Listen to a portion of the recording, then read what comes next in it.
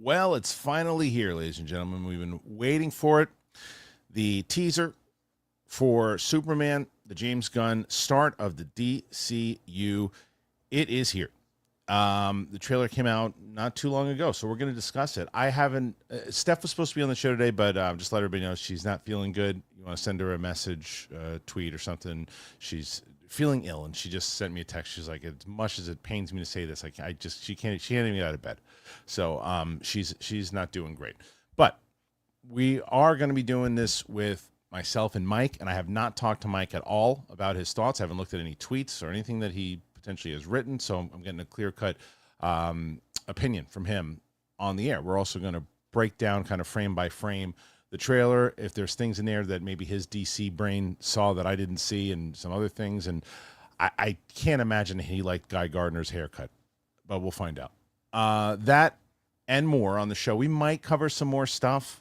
You know, there's other story. The Penguin season 2 looks like it's going to happen, and there's some other things that could happen. But as of right now, I think we're just going to break down this trailer. So put your comments in there. Let's get going. Apple Podcasts, Spotify, anywhere podcasts are found. Ladies and gentlemen, it is Kristian Harloff Show with me and Mike. Let's get to it.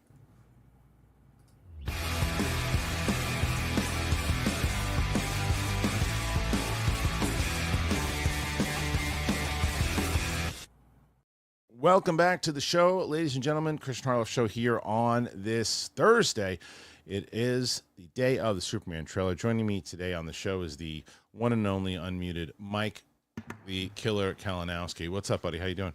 What's going on? I haven't seen you in a while. I know, it's been a little bit. Do you want to hear something hilarious? You're going to love this story. Here we go. You'll love it. In the beginning, you're going to go, yeah, right. But listen to the whole story, okay? Okay. So Smets texted me the other day. Oh, boy. Here we go. And he goes, yeah, because I had sent him some picture of the Schmodown thing, and he sent back. He asked his Chat GPT who the greatest Inner Geekdom player was of all time. The Chat GPT said Kevin Smets and did the whole thing. And I said, interesting. So I asked my Chat GPT, and I wrote back to him. I said, I guess it depends on who you ask. Because mine said Mike Kalinowski. And all right, so Chat GPT bull. Yeah, that's GPT. the AI stuff, right? Yeah. So it's a website, right? You go to it and you just put in prompts? If you type in who is the greatest Inner Geekdom champion of all time, or Inner Geekdom player of all, and we do it right now and see what it says. Oh God! All right, I'm going to do it right now on the air, and we'll see what it says. I'll type in. I gotta find the damn thing. But when I wrote it, yeah, here we go. Okay, so here we go. I'm going to type this in right now. Let's see what it says. I'm going to say who is the greatest Schmodown Inner Geekdom player of all time. All right, let's see what they say. So I got to type in Inner Geekdom. What do you think it's going to say? Do you think it's going to say Smets or Kalinowski? Let's see. Who is the greatest Schmodown Inner Geekdom player of all time? The greatest Schmodown Inner Geekdom player of all time is often debated amongst fans, but Mike the Killer Kalinowski is a strong contender for that title. Kalinowski is a dominant force in the Inner Geekdom division, known for his knowledge of a wide range of geek-related topics such as comic books, science fiction, and fantasy movies. He has won multiple Inner Geekdom championships and is celebrated for his strategic gameplay and memorable matches. There's other ones that they mentioned. How does it so what does it just take everything that's out there in the ether and combine it and do Yeah, probably. So, but scary times, buddy. Scary times. But now you just put that in there, and when the Terminators come alive, they're coming after me first. Yeah, but they're gonna know that you're the best. So there you go.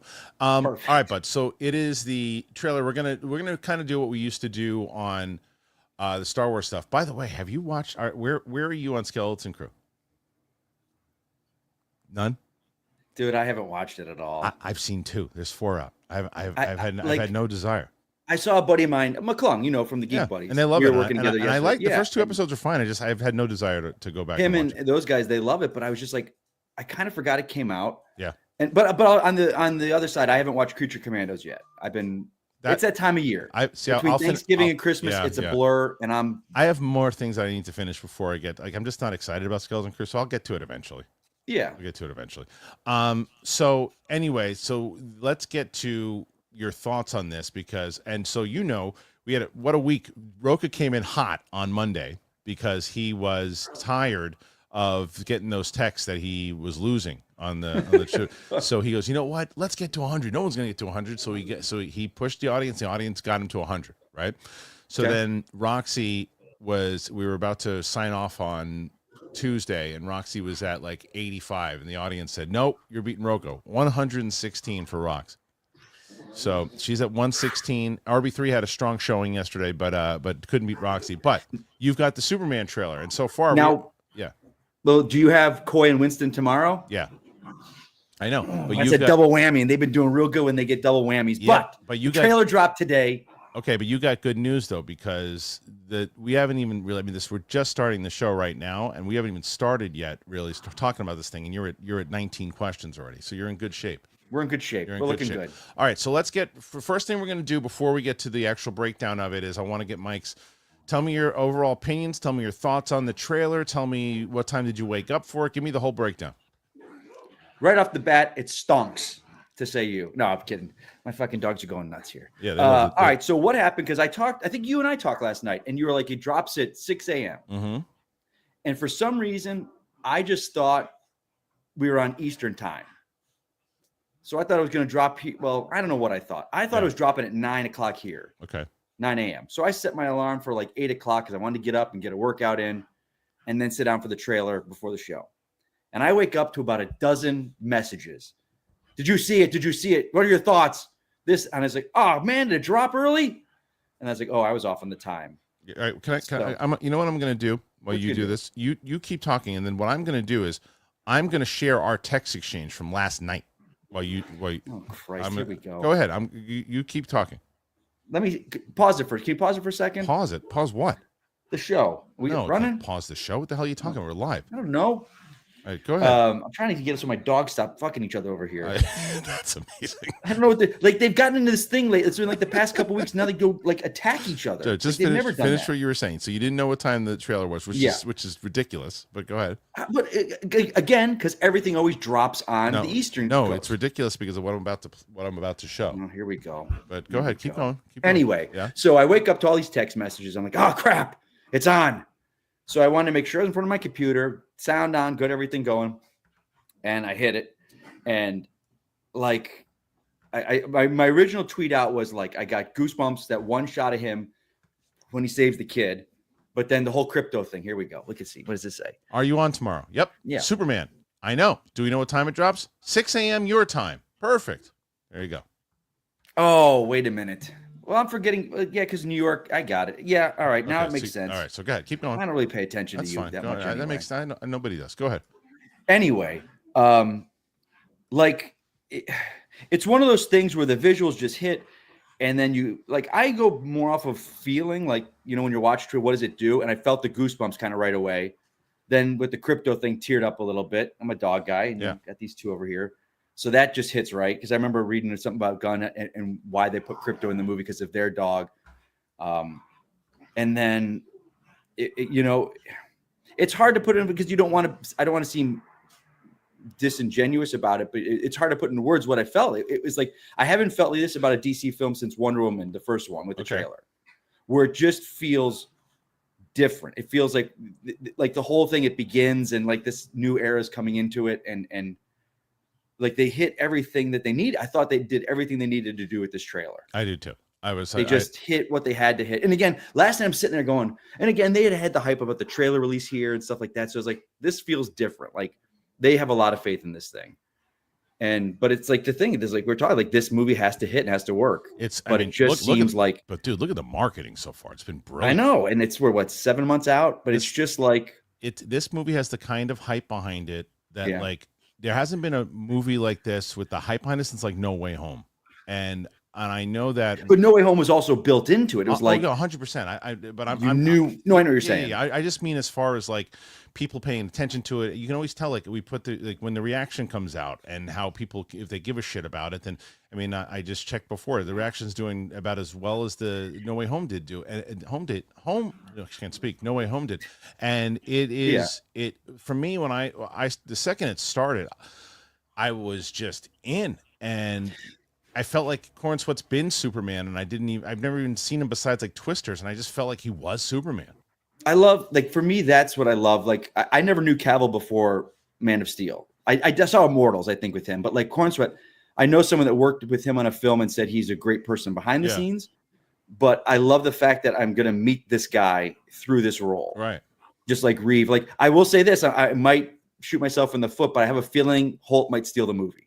He could. He looked pretty damn just good in it. Seeing him in that two little kind of glances, but he's such a good actor. It just was such a great comic representation of Superman. Like, it just was. Yeah, it's like, so I mean, even so, you look at like, so you start the trailer itself when you see, because right away they're kind of like teasing, like, okay, here's the it's gonna be Fortress of Solitude type stuff, you know. Yep.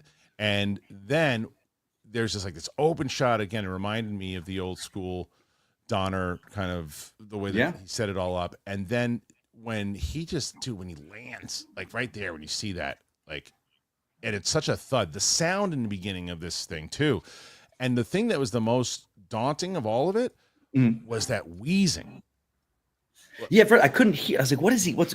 Oh, he's messed up. They got him. He was hurt bad, and he's like, he's like wheezing when he's down there, and you like look at even the way it's zooming all the way through, and then but what's so great about this particular scene is that it's the introduction to it. They're introducing you to a vulnerable Superman, but they're also introducing you to the suit right there.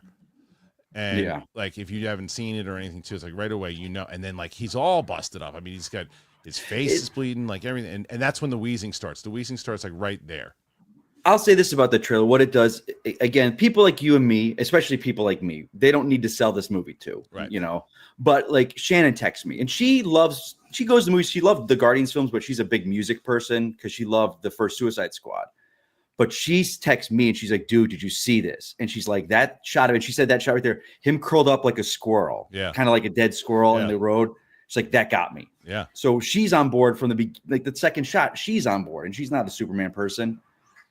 It was emotional, and like the wheezing got me for sure. I was like, "Oh man, what happened to this guy? What did he get into?" And then when he's running through now right away, the first thing I had two criticisms of the trailer. And it looks better in another scene, but right now that looks like a wig. Yeah, I don't love the wig there, but I have a feeling. I bet that's his hair. I think it is. I think it is, but it looks terrible there. But again, like what I love right there is look how even though he's kind of in a gray bland suit, he stands out like he is, and I love that he can't hide his height when he's Clark. It's a good Clark.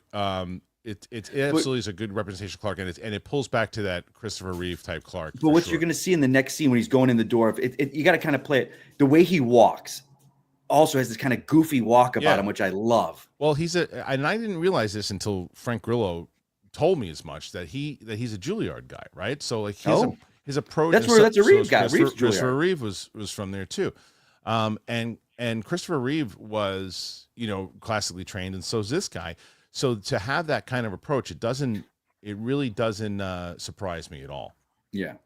So as we then, he gets himself into the Daily Planet here too, and we get our first real shot of the Daily Planet when he walks in, and that shot right there, he kind of has this like lumbering, like it seems like he's embodying the character, not just the shoulders and the head and the face, but like everything about him is going to give a different Clark. Yep. And we hop back to then the scene where he's somebody messed him up.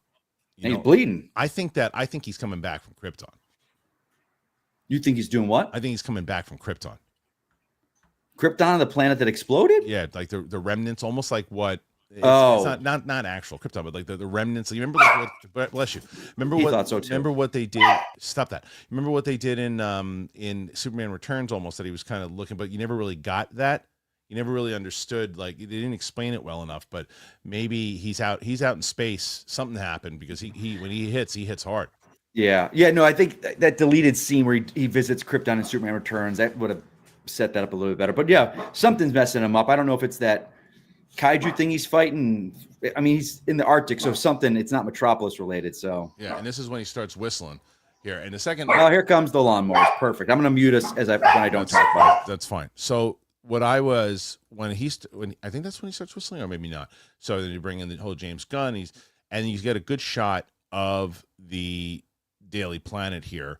And I think this is the first kind of time and as Mike was mentioning to him, he's kind of lumbering through, and you kind of get the back and forth. Now, what we've heard, you get the whole Daily Planet there. Yeah, looks great. And what you've also heard is that, and you get this a little later on in the trailer, but that Lois and him already have a relationship, and they're already kind of connected at this point. They're not starting an origin thing here too, but you get a good shot of Lois. She's going to be incredible as Lois Lane. I think she's going to. I think next to Margaret Kidder, I think she's going to be the best. Yeah, I remember when they were doing the test and they were like pairing the three of them up. I think there were 3 girls and 3 guys. Yeah. Like I didn't know Corn Sweat, but like her, I was like, she's getting it. Yeah. And she wasn't it seemed like there was other one, like the polls and stuff were or the betting was leaning towards, but I was like, no, Miss Maisel, she's got it. She's got it in the bag. Yeah, and clearly she had it in the bag, and rightfully so, it looks like, because she looks already embodying Lois. I mean, I see Lois here. And I absolutely love it. So we got the start here, then you get the, there's Jimmy in the corner there. Where is he in the? Oh yeah, then, right here. Sitting there with the newspaper. Right. He's a great casting for Jimmy Olsen. And I saw him. Yeah. Like, yeah, they just nailed it with him. Yeah, and so she's, even the way that she's looking at him there. Yeah. Kind of gives me, she knows that he's, Did you read that thing from Gunn recently? He was like, the world exists, Superman's here, they have a relationship. That's what I just said. Lex. Well, hold on. I'm finishing what I said. No, that's right. Like Lex. They've not met.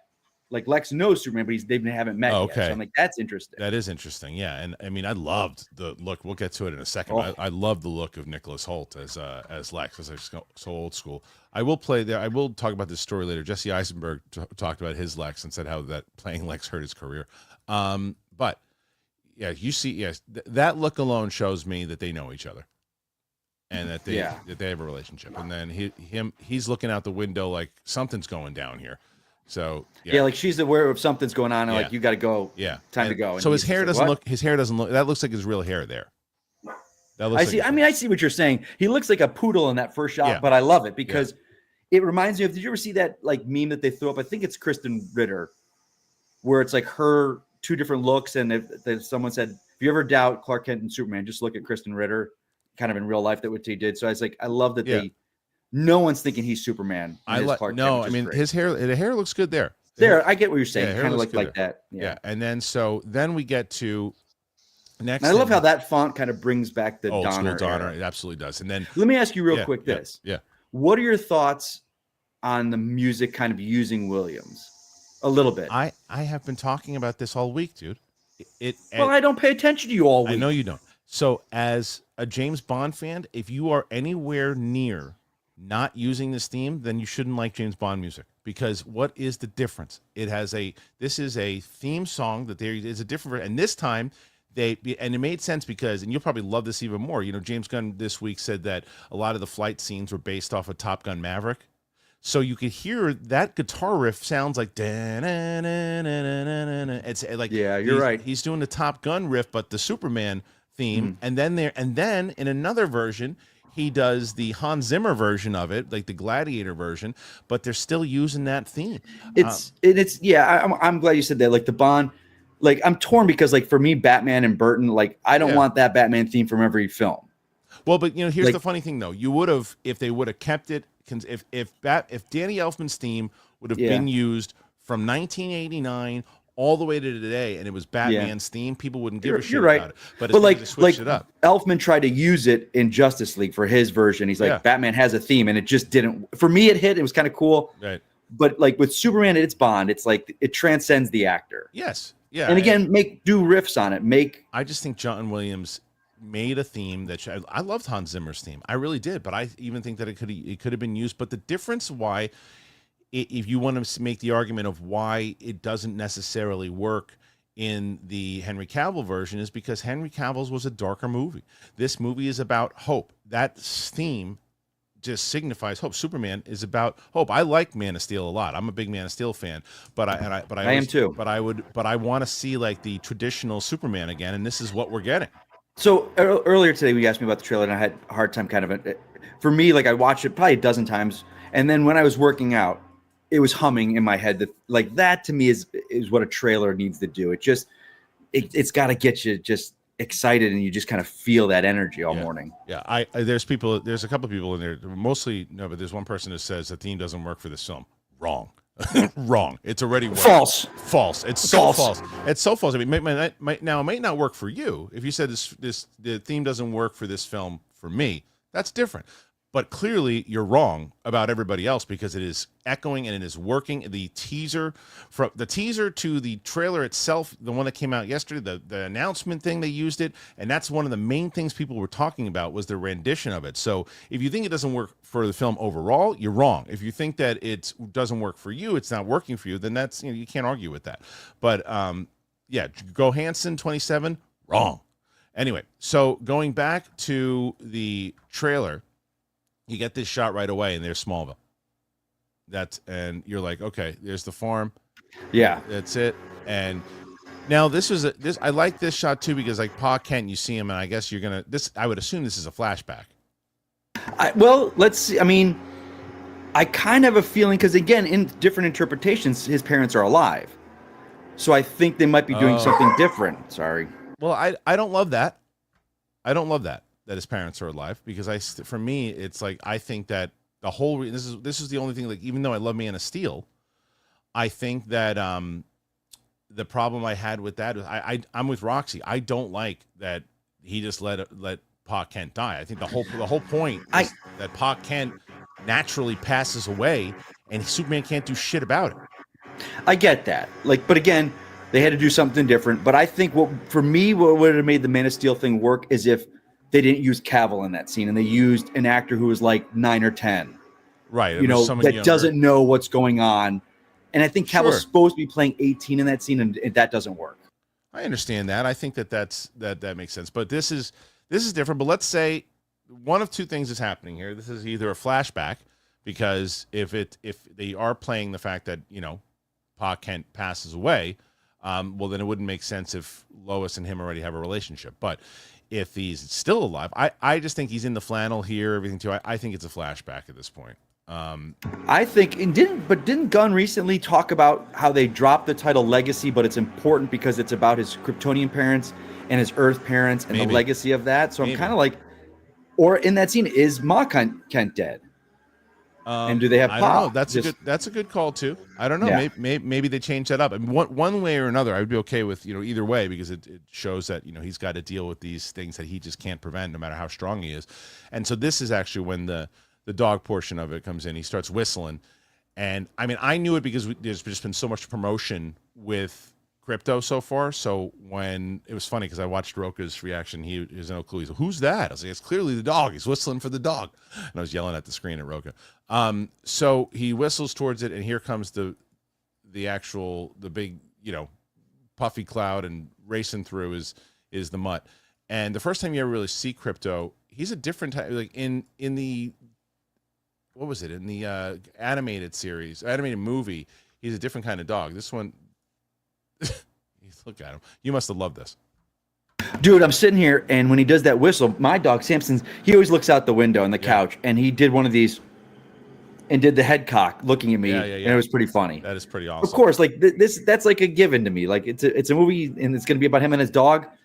Done. I'm sold. Yeah. So and the fact that he tells him and it's like you can just tell he's hurting, and he's just like, home, dude, home. I want to go home. And he's basically begging the dog, just pick me up and get me out of here. And the dog listens, grabs him by the cape, and takes him. But then it gets into all these things here. There's the little girl. He races over. And I don't know what the hell people are talking about. It's too bright. That's the point about it. People, first of all, everyone suddenly became color correction experts. Yeah, what are you talking about? What are you talking about? Too bright. Like, what are you talking about? But that's the problem with what happened. As much as I love Man of Steel, it's like, if you love Man of Steel, you got to understand that's not what Superman was traditionally. It wasn't the dark movie. I love the dark movie. I like that version of it, but it's not this movie. It's not traditionally what Superman is. It's this light, kind of more colorful thing, and that's what happens here. So he's protecting. I'll tell you, one of the most powerful shots. Here's the one that you're talking about. So we got our first shot here of Lex. Look at, just with Superman racing by there. Yeah, I love that. Like that is, look at him just flying in the background. It's like me looking in the sky of the drones. and it's like, yeah, and then you get that shot. The LexCorp building looked cool too. That's pretty awesome. That's so cool. Like the whole way that they dispose this. So there's nothing and it looks like there's more stuff. He's walking into that, right? This has to be towards the end of the movie when he's got this gun. I get, like, there's all cages around him. If you see that, And there's one scene where Superman breaks out of a cage that looks like that. Oh, so maybe that's I wonder if he's collecting, things or something. Maybe that's a good call. So he looks like a Bond villain there, doesn't he? Or he looks like something out of that Hitman movie.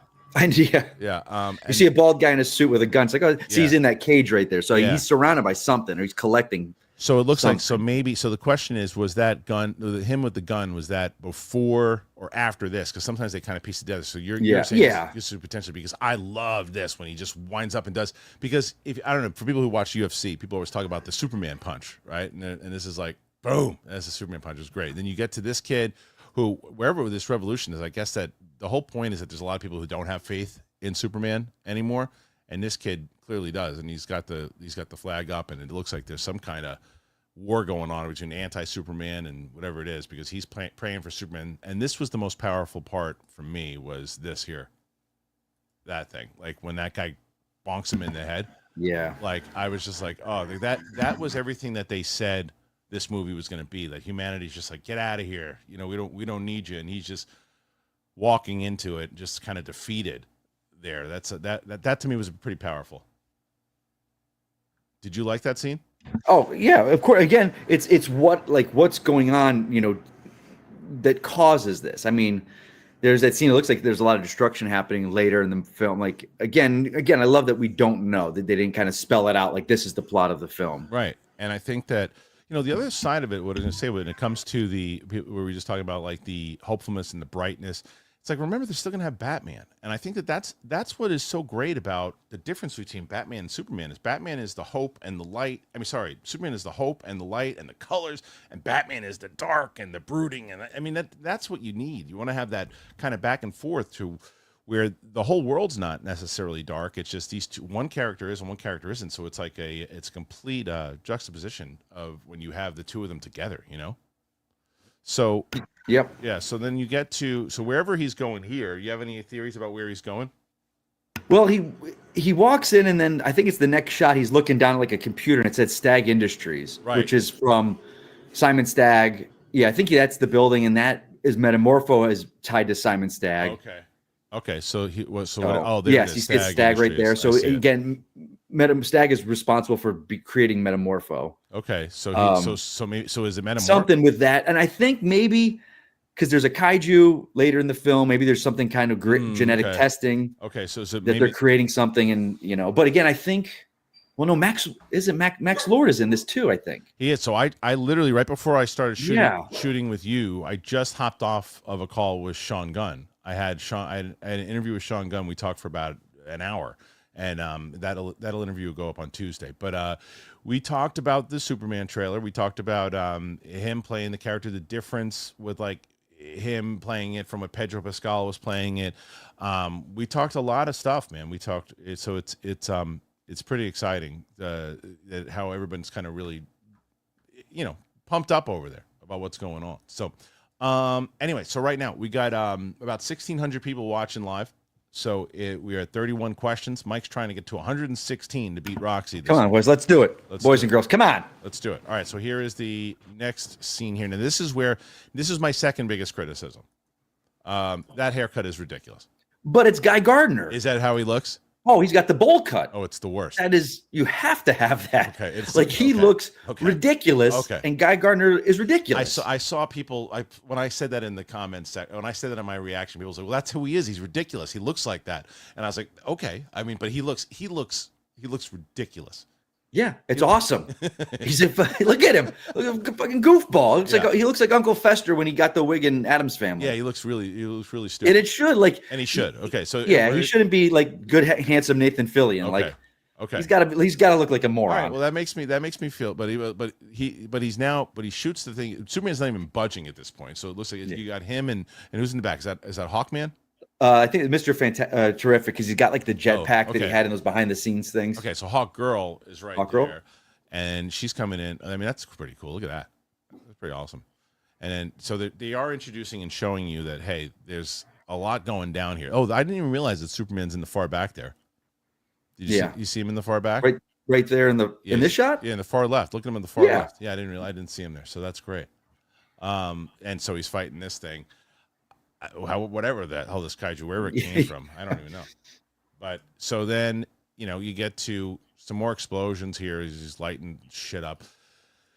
And we jump to this now. This is that promotional shot, but but this time it has a little more context. Yeah, it has her in it. And I think that we go from before, we were going to see them in this relationship in just a second, but I think it leads into it. I think that where she knows he's got it right there. That's for me. Like, go back a second. For me, this gives context, and everyone's like, "Oh man, the world's being destroyed," and he's putting his boots on. Yeah. I think that scene happens. I think if you look in that shot, looks like him going to work. Green energy around it. Yeah, I think Lantern's fighting that thing already. Like probably that Mr. Terrific, Metamorpho, Hawkgirl. That team is dealing with that, and she's kind of like, "You got to help them." Yeah, it looks like he's going to work. So I think it gives a little more context. I don't know if that shot that Gunn had put with maybe should have been the first one. I think maybe that shot where he was like stopping a train would have been the better first look at him. So I got the criticism there, but now seeing it, you're like, oh, clearly he's with Lois, debating whether he should go do something. Yeah, he should go do something. All right, so we have more that we're going to dive into. We're going to finish the rest of the and break down the other things that we saw throughout it. There's a good amount left, so we'll get into that. But before we do, I want to tell you guys about our good friends over at AG1. Take a listen. I'll tell you about AG1. I've told you about AG1, and it's the best time to tell you about AG1 because it's the holiday season. And it is so hard, I'm telling you from experience, to stay motivated and to eat healthy during the holidays. It's always a challenge. So for me, what I make sure that I do, I have AG1 when I start off during the day. I know that if I'm going to have all my vitamins in one shot, I got AG1. Before AG1 was a part of my daily routine, I was all over the place. I was scattered, and I was like, oh, maybe I should do vitamins, but it takes 75 and different things and mix and match. It was a mess, so I couldn't do it. So for me, as you guys have seen, you guys have been so kind and complimenting. You're like, oh, I can tell you've lost weight. You look healthy. AG1. The travel packs are great too, because if I don't have the morning routine, for some reason gets thrown off, I'm like, oh man, I got the travel pack. I'm on the train. I put it in a water bottle. Done. What's so good about AG1 is it just sleep quality, more energy. It's wonderful. Try this new year. Try AG1 for yourself. It is the perfect time to start a new healthy habit, and that's why I've been partnering with them for so long. They've been with us since I started this show. And AG1 is offering new subscribers free $76 gift when you sign up. You get a welcome kit, you get a bottle of D3K2, and you get 5 free travel packs in your first box. So make sure to check out drinkag1.com/bigthing to get this offer. That is drinkag1.com/bigthing to start your new year on a healthier note. You will thank me, I promise. All right, thank you to AG1. You can get the link to AG1 in the description of this video. All right, Mike, currently you're at 33 questions. It's pretty damn good. Pretty damn good. So looking good. Let's get to the next shot here. Now, as we mentioned, they're sitting here and they're discussing whatever it is about to go to work. And then it kind of cuts back and forth. I think this scene happens first. I think this is before that thing that we just showed. I think this. Yeah, this is building up to it. And it also showing you that they have this relationship already. But I think that what I said in my reaction, Mike, was that I think that what this trailer did very well is, as we just showed with the kaiju and showed with all these big action moments that you're clearly going to have, you're going to get these emotional moments. You're going to get these moments of heart. You're going to get these moments of that they said this is pretty much a love story also. And you got to build that around Lois and Clark. And I think that that's what they're doing here in this shot. I mean, you just have to look at his Guardians films. Like, he balances the big action with those really heartfelt. I mean, he made us care about a rocket or a raccoon and a tree. Like, it's the love is stories in good hands. It seems like it. So then, there's a lot of they're clearly playing off the love story and letting you know. Now, who's this, Mike? What is that? I want to say it's Keelix. Well, who's that's that? His robot, robot companion from like in the Fortress of Solitude. It looks like in the Fortress of Solitude. I think it's Keelix. Yeah, I mean, and I like that they're using kind of like the Donner look for the Fortress of Solitude, with all the crystals popping up there. Man of Steel had it, but it was in the Krypton scenes. But I think it's Keelix. Yeah. So what is that? Is that so? It's Kryptonian intelligence, like not an AI, but it's like an Alfred, but a robot version. Well, it seems like he's been with him for a while because there's I want to. I mean, and again, it could be this version. He could have been sent in the pod with him, and he's been with him forever. Yeah, because he's clearly heartbroken about this thing Yeah. eating shit, because that's what happened to it right there. It's like somebody. So kind of putting two and two together, this clearly is in the Fortress of Solitude. So that scene where he gets knocked back out and we see him in the opening could be something is happening in the Fortress of Solitude. There's a fight happening there that's messing him up. That could be the lead up to him getting messed up. Yeah, sure. Like whoever it is, Lex is clearly behind it, but there's a lot of other things that are happening as it builds towards it. So then you've got. So this thing is now, what's his name? Keelix? Keelix. All right, so Keelix is all messed up, and then so there's the Fortress of Solitude again, and it looks like they're trying to tell you, because who's that? What's that? That's Metamorpho. That's Metamorpho. Okay, so that's God, I forgot that's the dude from Barry, right? He was in. I think he was in Gotham too. Oh, was he? I want to say he was in Anthony something. Okay, I thought that was the dude. Yeah, that's Metamorpho. Am I wrong? I thought it was the dude from Barry. The audience will let me It is. He was in Barry. Yeah, he was. Okay. So they'll tell you the thing that is a little concerning is a lot of characters so far just in this little teaser. It's funny because we said that, and I was like, wait a minute, Gunn's in it as Max Lord and Simon Stagg as Industries. It's a lot of people, and but I mean, I don't know yet. Like, you can't. I haven't seen anything. One of the reasons so we don't know yet, because one of the things that they are setting up this world and this place, right? So it's like, are they just putting them there to say like, yeah, they're not necessarily going to have a huge part here, but they exist here and they're going to pop up in other shit. He did say that in that interview where he's like, Mr. Terrific and his team, we meet all the team and they have their moments, but it is Mr. Terrific. He's the big part and he's got a big part of the plot. Right. So, it's world building to me. And if it's done right, again, I think people will be upset because, we didn't get to know Guy Gardner and his origin, this and that. It's like, but this world, we're being put into it. So right. He'll be in. I'm sure he'll pop up in Lanterns, and stuff like that. And then we get right after that, we get this whatever's falling there, and it's like, he's causing some. Look, he's pissed. Look how pissed he is there. It's a great shot. So I love to again. This article or this interview that Gunn did, he gave a lot. Like, he was saying he loved about Lex the kind of golden age. Like, he was a mad scientist, just always. So I love that, and we've always seen him kind of as the angry businessman, but never this kind of like. And there, clearly something's going on. Oh, he's pissed, and he's got cuts all over his head, under his eye. Like he's been in the shit at this point. Like, and he doesn't look like he's kind of sniveling or anything too. He looks like he's ready to. He's pissed. He's pissed, and this is, I don't know if he's watching this or this is the fake out, but this was right before what we saw. This is the troops amassing at the border, and I think from the still shots that we got is probably where we're going to see Rick Flag Sr. at that point, because remember they arrest him. They arrest him and bring him in, and then whatever he's doing here, he's pushing something out of the way. Yeah, they didn't even really show you what it was, but he's just pushing something, and then we get back to the shot where Krypto is just dragging him along, which is great. He's got to do his job. Now, who's this?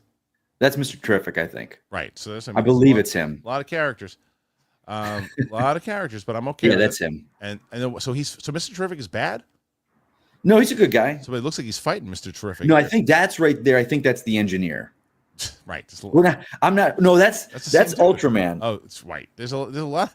That's the guy. There's a lot going on. Okay, so that's when Rick Flag is arresting him, and there's a guy in like all black, and he's wearing a black mask. Yeah, that's Ultraman. And that's right. So that looks like the team that's come to arrest him. Okay, so there's a lot going on in this movie. There's a lot. This movie's gonna. There's a lot going. I'm not gonna deny that. Yeah, it's gonna be like 220 this movie easily. That's okay. Fine by me. Yeah. So, he's fighting some of the Meteors, which is hilarious. I guess is the name of the team. Metropolis Meteors. Is that what it was? Is that what? I don't know. I would assume so. Yeah. So now wait a minute. That's Mr. Terrific. That's Mr. Terrific. Okay. So Mr. Terrific. He's a good guy, and so he's walking through, and then this is they're trying to take him out doing absolutely nothing. That looks like these guards around. Looks like what the ones that Rick Flag had when they arrest him. That's what I mean. I think that's when Rick Flag shows up, and then you've got he works for Argus, and then all the New Jersey drones are right there with them. So there they are. Yeah, and then you get that shot right afterwards. That's a pretty kind of cool remaining shot. The two of them, and this is probably his go-to when they're in a fight, and he's like, all right, I'll do the flight thing. And then he kissed.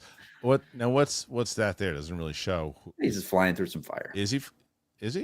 Yeah, like you kind of see the S in that fire right there. I see it, but okay. So he's not with her at that point. Nope. He flies off, and the sound at that point is just incredible. But look, that's the whole point. Look up, see it, and then we really get that last shot of them letting you know that this is what this is about. It's like the two of them together, holding hands, Yeah. jumps up, and then you get them not a kiss, but just kind of embrace it, go do your thing, and that's our trailer. So, and it's a good teaser. Two minutes, 2:30, whatever it is. I think that the goal was to get people excited.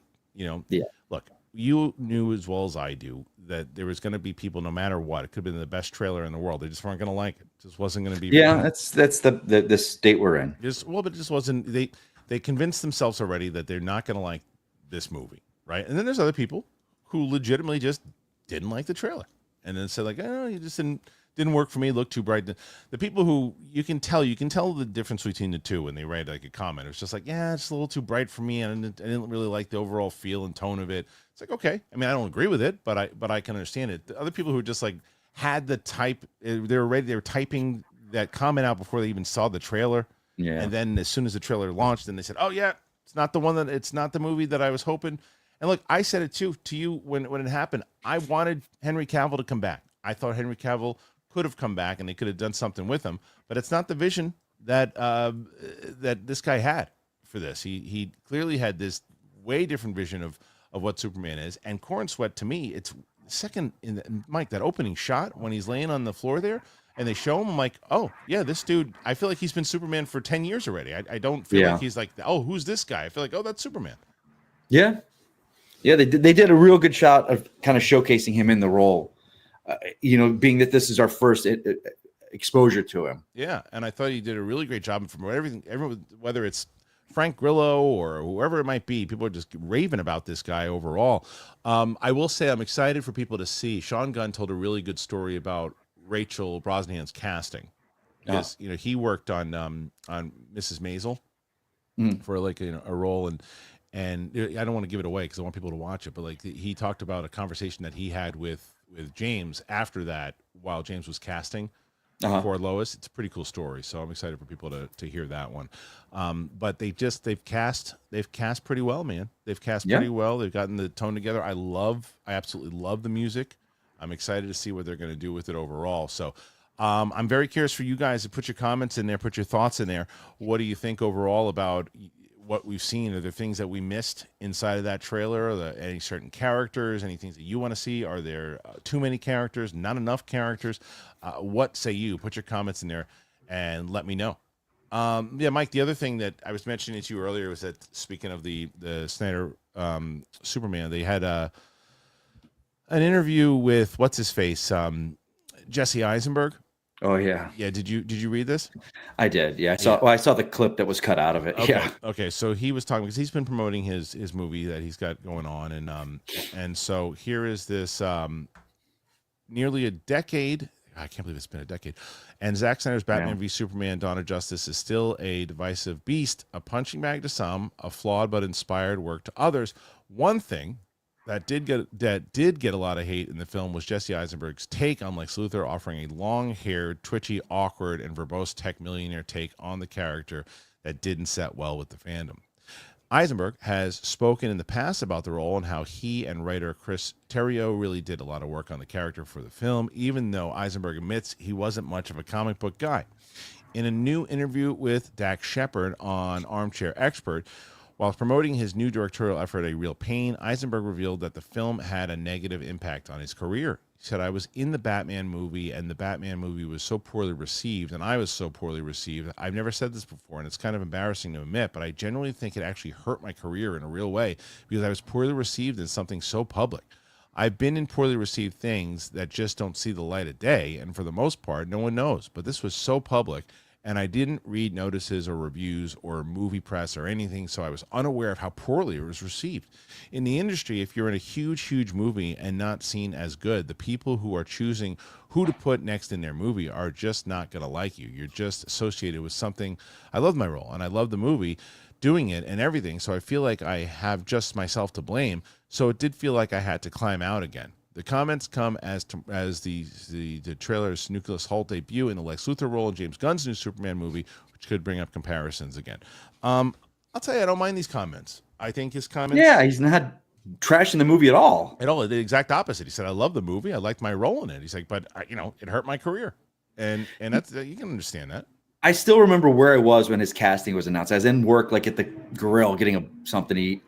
And I was just like, this was like the first casting of that movie that I was kind of like, okay, I don't see it, but let's see what he does. And seeing the take he took, kind of like a Elon Musk. It's more like, well, it's less Musk and more like he's social network guy. Yeah, but like a combination of these, like, you know, slightly maybe on the spectrum. Yeah.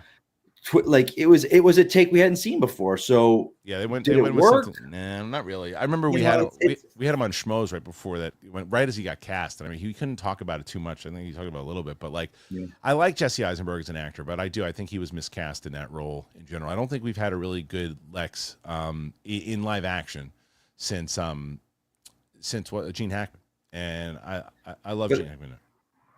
Yeah, like to me, I haven't had a definitive Lex yet. Yeah. Like the ones that you've seen, and that very well might like be. I like Michael Cuditz, I believe his name is. He's on Superman and Lois. Yeah. Well, no, and he's terrifying on that show. Oh wait, I said live action film. I get what you're saying. Because people are going to right away say Michael Rosenberg. Michael Rosenberg was pretty damn good. I get what you're saying. Yeah, Michael Rosenberg was pretty damn. You good. mean on the big screen? I'm talking about the big screen. Now, so when I say live action, Michael Rosenberg's probably the best version of Lex that we've seen in live action in general. I would say. Yeah. Yeah. So yeah, and I really am curious because I guess, and look, and even with the Gene Hackman side of it, I wonder if that's just me as a kid and nostalgia saying how much I love it, because I do. There is some goofy stuff going on in there. We didn't get that kind of menacing Lex, so I think that this could be the best version that we see, because I love Nicholas Hoult as an actor, man. He's a really solid actor, that guy. So him right now, him and Chalamet, Chalamet have always been like, that kid's a good actor. He's approaching next level to me after both Dune 2 and Complete Unknown. It's interesting. We get the actors like Chalamet, and then before him Pattinson. Yeah. Where they're just so good. But they also the projects that they pick don't necessarily gravitate to the films that I love to see. Pattinson, the outlier for Pattinson being Batman and Tenet. Right. But they do that because they're smart actors and they're like, they just want to act. You know. Well, did you see? Are you a Bob Dylan guy or not really? I'm not. I saw the trailer, but I'm not a Bob Dylan guy. So good. I love Bob Dylan, and it is not easy to speak like Bob Dylan and be believable, and it is also not easy to sing like Bob Dylan, and he does both of those things masterfully. I hope he wins Best Actor. I really do. I really hope he wins Best Actor for that role, because he is just so good. But anyway, that's you got him, you got Nicholas Hoult, you got these guys that are out there, these kind of up and coming guys, and I'm glad Nicholas Hoult. And I can't remember. I think it was me and you on the show when I remember saying Nicholas Hoult is not the right guy for Superman. He's just not the right guy. I was like, he's going to be the perfect Lex. It was us, because we were talking. It was between him and Cornsweat, and we were like, it's Cornsweat. Like Holt is not. He's not I would, and again, he auditioned against Pattinson for the Batman role, and he got close to it. Like I'd see him as Batman before I'd see him as Superman. But then when they said Lex, when he was in the running, I was like, oh, he's Lex. He landed the role he was supposed to get. Yeah. All three of those guys landed the role they were supposed to get. And what I love about that is he is now going to be Lex for the next 10, 15 years. Like he's always going to be popping up. And Gunn had said, like, Lex is more than just Superman. He's always in these part of the world. It's just in the tapestry of DC. It's Lex Luthor. Yeah, they might get to the point in these films where he does the whole run for president thing, and which would be awesome. Yeah. Well, Internet Hobo, what part of Complete Unknown did you think he was doing that in? Let me know, because I didn't see him doing that in that movie at all. I thought it was next level performance in that. So let me know what part of that movie that when you saw it Is it only a limited release, or is it out? I don't even think it's out yet, so I don't know. I don't know how the person saw it. Yeah, maybe he saw it on an advanced screening. I'm not sure. I thought they did a screening of that. Maybe. No, I mean they've done screenings of it for sure. They've done screenings of it for sure. I mean that's where I saw it. But Eisenberg's comments again, I think more than fair. He's promoting his movie now. Yeah, he's not bashing the film, which I love. No, not at all. I love it. He's being completely honest, and he's just saying, "Look, I just couldn't get." What I love about that, and again, nothing takes away the fact that Snyder's films are there. They're not erased. They're there. It just didn't get the completion that a lot of people wanted, myself included. But the fact that I love that no one talks bad about those films that was in them. Yeah. They loved working on them. The directors, it was just they went through a couple regime changes at the time. They were trying to chase the MCU. It just didn't line up. No, it didn't. But now it looks like they've got, and you haven't watched Creature Commandos, you said, which I'm surprised. It's the holidays, dude. Between Thanksgiving and New Year's, my life is a blur because the work is overdrive because of the theme parks, but also I love this time of year. But also I just want to sit down and not be tired when I get home from work and enjoy them. But again, they're 22 minutes, which I love. And my friends that have seen them, they say they're great. So I will catch up. Okay, well, there's a lot of things. You launch with that, with Creature Commandos, then you are going to have this movie that's going to come out. They also said, there's something. Hold on a second. What happened? What happened? I just saw this. This is an article from James Gunn. I didn't read the story yet. So James Gunn was miserable shooting Superman. He said he admits the DCU's future hinges on the reboot's success. So James Gunn has admitted that he was miserable shooting the movie at times and acknowledged that should the reboot underperform, the DCU could be over before it begins. Well, he's not a moron. The DCEU was always a little hit and miss when it comes to critical and commercial performances. However, the brand was damaged and almost beyond repair. 22's Black Adam kicked off a run of box office disappointments outside of Blue Beetle, which drew mostly mixed to outright negative reviews. At the start of 2023, James Gunn was announced as the new co-CEO of DC Studios alongside veteran producer Peter Safran, and they immediately started working on a new slate of DCU projects to be released across film and television while the DCEU fizzled out in the theaters. While Creature Commandos is currently streaming on Max, all eyes will be on Superman next year. If fans and moviegoers alike have rejected the DC brand as a whole, it could be a next to impossible for the reboot to make the desired impact, particularly when it's sandwiched between the Fantastic Four and Jurassic World. Talking to IO9, Gunn admitted that making Superman had proven to be something of an overwhelming experience. He said, I'm miserable. Really, I'm miserable, but hopefully it's for the greater good. According to the site, while there's a plan in place for Supergirl, Woman of Tomorrow, Peacemaker Season 2, and Lanterns, if Superman bombs, well, that could be it for the DCU. He said a lot is riding on Superman. I mean, we're not going to just keep making movies. This is a little troubling, but probably to be expected. While it's hard to imagine a Superman movie not doing well, if the likes of Batman v Superman, Dawn of Justice, and Justice League have soured people to the character, who knows if he can still be considered a box office draw. In a separate interview with Screen Rant, Gunn also weighed in on the importance of casting David Corenswet as Superman and Brosnahan as Lois. He said, the truth is, I think I took cues from their casting process when I cast Chris Pratt in the Star-Lord role, so I've been taking tips from those casting processes all along.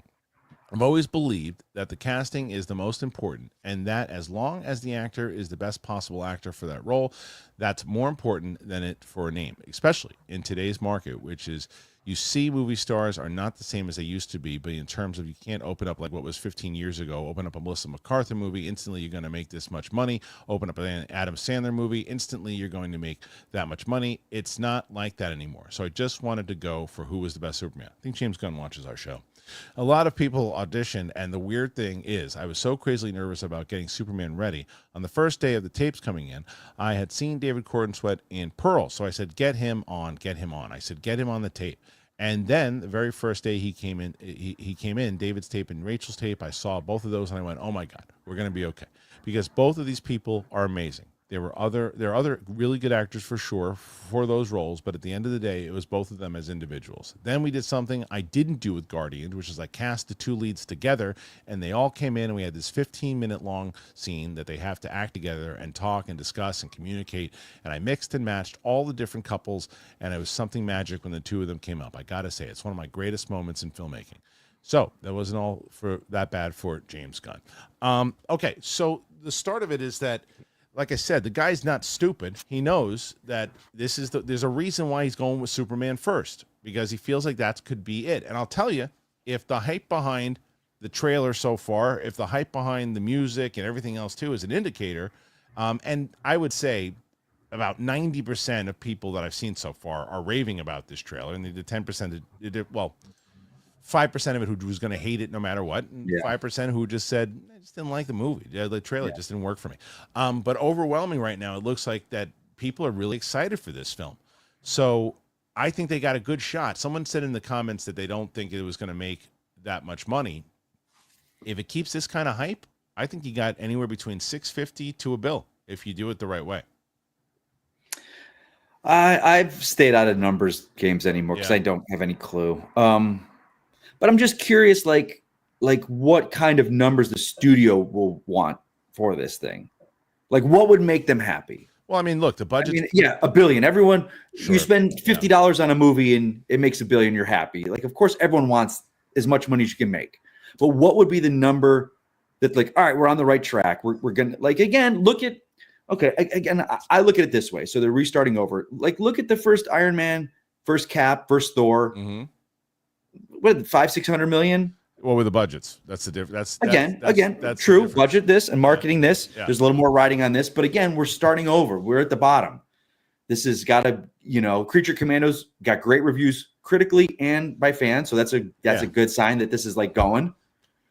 I think the movie needs to. Worst case scenario, the worst case scenario is it needs to break even. That's the worst case. That's the absolute worst case to where they can still say, okay, we broke even. Should we make something else? Let's try to make something else. But man, what do we do? Then they still have to retool their plan because they're not losing money. But if it loses any money at all, then like he said, and like we've been saying, then it's over. You pack up your bags and you go home. It's interesting because like if you look at like the last few DC after the Flash, it was diminishing returns, just like Black Adam, Flash, Blue Beetle, Aquaman. Like it is the audience, will enough time have passed, or is like again, it'd be interesting to see with Captain America and Thunderbolts, will the numbers be there? It seems like for Marvel, the hype is for Fantastic Four. Yeah, like that's kind of where I see a lot of excitement for. Yeah. And I thought the Thunderbolts trail looked great. Yeah, me too. Someone said that the budget was $350. I didn't hear that. I can't. Here's the thing. I can't see a brand new studio knowing the problems they've had in the past spending that much on this film. Because no actor in that film is jacking your price up. So you're not looking at like an Affleck in your film where that's getting none of those actors are getting for this first one. Or maybe their deals have signed for, to go up, but I can't see 350. There's no way. I'm looking at a bunch of different reports that said it. So, well, this one says 200 plus, and then when you Google it, it says 360. But there's another one that says 200. A lot of them says. Again, like you a lot of them says 360. Man, a lot. You yell to the heavens. Yeah. Who's greenlighting that? Like, who's starting your studio? the guy who's that's a difference. The difference is the guy who's directing it is greenlighting it. Yeah, that normally doesn't happen. That's a pretty hefty budget for, like you said. It's funny. Again, I have no idea about movies. I know I've been on the sets and I've seen the waste. Everyone flies first class and everyone gets 5-star hotels, which the days in down the road could have put your cast up, and that's your budget. But I look at something like The Creator, and again, I didn't care for the movie, but $85 million, and it looked incredible. Great. Like this is a much bigger movie than that, but I know, man. But when it comes down to it, and again, it's an effects heavy film. It's not huge, and it's Batman where you don't have to go effects heavy. I don't care how much I think the movie looks great and how excited I am for it. It's probably going to be my number one anticipated movie. I think any movie budgeted over $300 million is way too much money. And again, 250 was too much money. They weren't affected by the strike because they started after the strike. Right. And I see, and again, I know this. The Mission Impossible films get a bad thing for that, but they went through the pandemic, the strikes. Okay, there's other reports that says Gunn debunked the $300 million rumor. So I can't see. Who knows? He to me is also a guy that, like in his Guardians films, even the last Guardians, his budgets aren't crazy. And I think Marvel would have backed up the truck and go, yeah, you've hit Guardians 1 and 2 out of the park. 3 is going to be your last one. Yeah. Here's the dump truck of money. And that movie made like $800 million. So, look at it. Like I think it made a lot of money. So this movie definitely, like, even if it, let's say, it definitely costs anywhere between $200 to $250. We can agree on that. So it's going to have to make at least $500-600 million in order to. I don't see it not making $650. I mean, look, it's got to make its money in its first like 2 or 3 weeks. Because Fantastic Four is like 3 weeks later. Here's the thing. Okay, so we've got Mission Impossible right before it. Yep. Jurassic Park. Fantastic Four right after it. I think I heard rumors, and again, I completely wrong, that Fantastic Four was moving to Thanksgiving, which I think it should, because no chance it moves. They just finished filming. They're not going to move that movie. Why would I know they won't, but they need to. Like, because here's the thing. Well, Tom Cruise learned their lesson with Oppenheimer. Yeah. That movie's going to have IMAX forever, like for 3-4 weeks. So Superman's not getting IMAX. All right, which is a mistake. Let's see. It's not getting any IMAX Superman? Well, Tom Cruise is going to have it. He IMAX or whatever let me tell you when that movie comes out. They screwed he got screwed with the IMAX thing last year. Like I love Oppenheimer, but Mission you didn't need to Impossible see is that May in it. 23rd, dude. That's May 23rd. Oh, I thought it was. Uh-uh. I'm sorry. I'm kind of thinking. I thought it was July 7th or something. Okay. So Superman Okay, will so have that's good then. Superman is sandwiched in between Jurassic World and I Know What You Did. Oh no, and Fantastic Four. So, Like I know people love those Jurassic films, like, and they're like the Fast and the Furious at this point. and they make money. They're ridiculous, but billions of people show up. And they make money. Like they make $1 billion. I know. Even the shit ones make $1 billion. Dude, I watched Jurassic World recently. I was like, okay, that one, but those other two. Yeah. So look. So you got Jurassic World, which is July 2nd, which will make money for sure. No, and then, I mean it will. It will. And then not until 9 days later, Superman comes out, and it does come out in IMAX. So I'll bet. Yeah, they'll take the IMAX theater. Yeah, it says. But what are they going to have a week in it? No, I mean the Fantastic Four doesn't look like it's getting an IMAX screening. Okay, it doesn't look like it. The next one is the Battle of Back and Cross, whatever the hell that is. So here's the thing. Like I think for Superman, it's definitely going to be word of mouth. Because at this point, a lot of people are like, all right, another DC film. You know, I think the word of mouth is going to be what's going to nail, yeah, you know, it's got to deliver. Like, look, if you can get the same kind of hype for the movie that you're getting for the trailer, yeah, then it's going to make a lot of money. And I think also a good thing with this thing is there's been no drama with it. Like the cast, there's no drama in this cast. Because that, like, love it or hate it, tanked the Flash. Oh yeah, of course. The Ezra backlash. Yeah. I mean, aside from DC being over and being rebooted by Gunn, and the movie that didn't help it that your star was this problematic, whatever. Yeah. So, well, either way, it's gonna be an interesting ride to watch overall. So, what do you guys think about all of that? I wish Fantastic Four would move, but no. Well, I don't think it's going to because it's going to be 2 months after Thunderbolts. It's like rush. It's like, and I don't think Marvel has anything in November. November. Well, they were supposed to have Blade, but that ain't happening. Come on now, sir. We know that's not. Come, sir. No. November 7th is Predator Badlands. If they wanted to go up against, should be Predator great, but it won't be. But it's the same. It's the same studio. It's 20th Century Studios and Disney. Same thing. Now You See Me 3 on November 14th. They could take if they wanted to take that. The Running Man. I mean, Wicked. Wait, no, Wicked? Yeah, Wicked is the second. Oh, that's going to be a big one. That's going to be a big one. And Zootopia 2, which is another Disney movie. So they have I'll say this. Few things. I would rather go in Christmas because I'm sitting here right now and I was just talking to some friends. I was like, there's no movie I want to see. This is Christmas. Why am I not excited to see movies? There's nothing big out right now. Right. Well, next year. And again, this is the Christmas that was affected by the strike. Yeah. Well, they're not going to go up against another one. They have another huge one in December, which is Avatar. And it's the same movie. It's the same studio. They're not doing that. So they don't really know where to put it. They got nowhere to put it. All right. Put your thoughts in there and let us know what you think. We are going to get to your questions now. We get starting out at 40. Mike needs about 70 now in order to beat Roxy. Can he do it? I don't know. We're going to see. So let's start with this, guys. Before we get into anything else, I got to tell you guys about JOYMODE. You love JOYMODE. Mike, you still got to get you some of that JOYMODE. That's it. Send it to me. I will. You got to say goodbye to any weak erections happening because JOYMODE Sexual Performance Booster is this shit. It's all natural supplement. It is designed to enhance the blood flow. It gives you the firmer, more reliable stuff happening down there. But JOYMODE is not just about better sex. Daily use, it supports healthier blood vessels. It boosts heart health and enhances your athletic performance. You bet you didn't know that. Expertly formulated and backed by science, it is proven.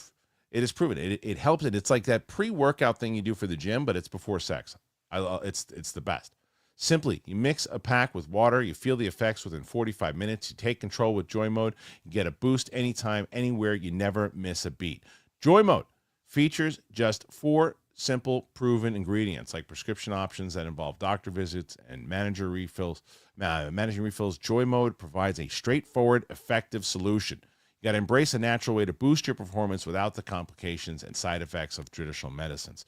It is the best. We've been with JOYMODE for a long time, and there's a reason. If you're looking to take your game to the next level, you go to tryjoymode.com. You got to use that code BIGTHING. You get 20% off. Tryjoymode.com and use that code BIGTHING. You get 20% off. And this episode is brought to you by BetterHelp.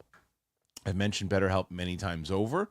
Roxy talks about BetterHelp and how much it has helped her and her journey over the last 2 years. She said it herself the other day. She wasn't in the best place. I introduced her to BetterHelp, and it has been great. And you want to stay cozy during the winter. How do you do that? Well, some people, they wrap up in a blanket. Some people, it's a hot chocolate or cozying in front of the fire, and so it gives you comfort. Another way to get comfort is through therapy. Why? Because talking to people, it helps, even when the seasons are changing, man.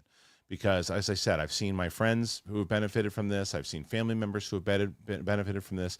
If you're thinking of starting therapy, you got to give BetterHelp a try. It's online. It's designed to be convenient. It's flexible. It's suited to your schedule. You fill out a brief questionnaire. You get matched with a licensed therapist, and you switch therapists anytime, no additional charge.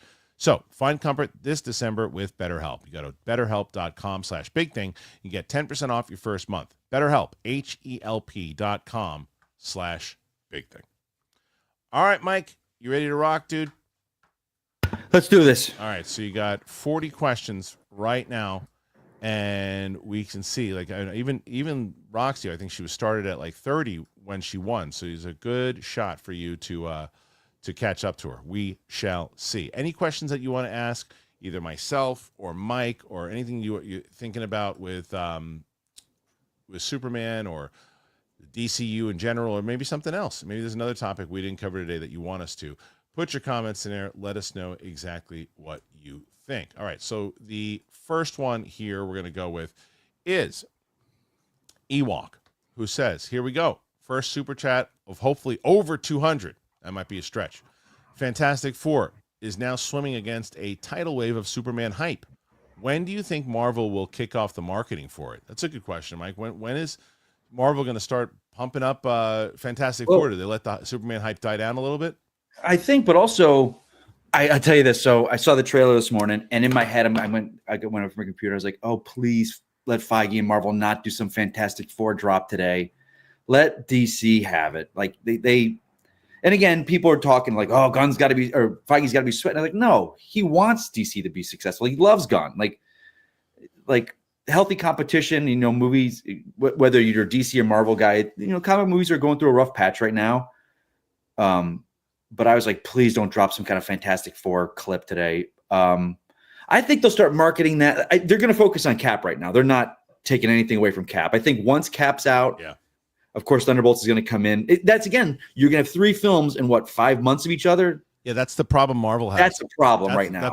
We haven't had anything for a while. Yeah. And now we're getting these 3 back-to-back, and I'm kind of like, that's the problem Marvel has. You just said it, right? Superman is the only DC movie coming out next year, so they can put everything, just aim the cannons at Superman and start hyping it up now. Fantastic Four comes out at the same time, but they can't promote it at the same time because they have 2 other movies they got to promote. I'll say this.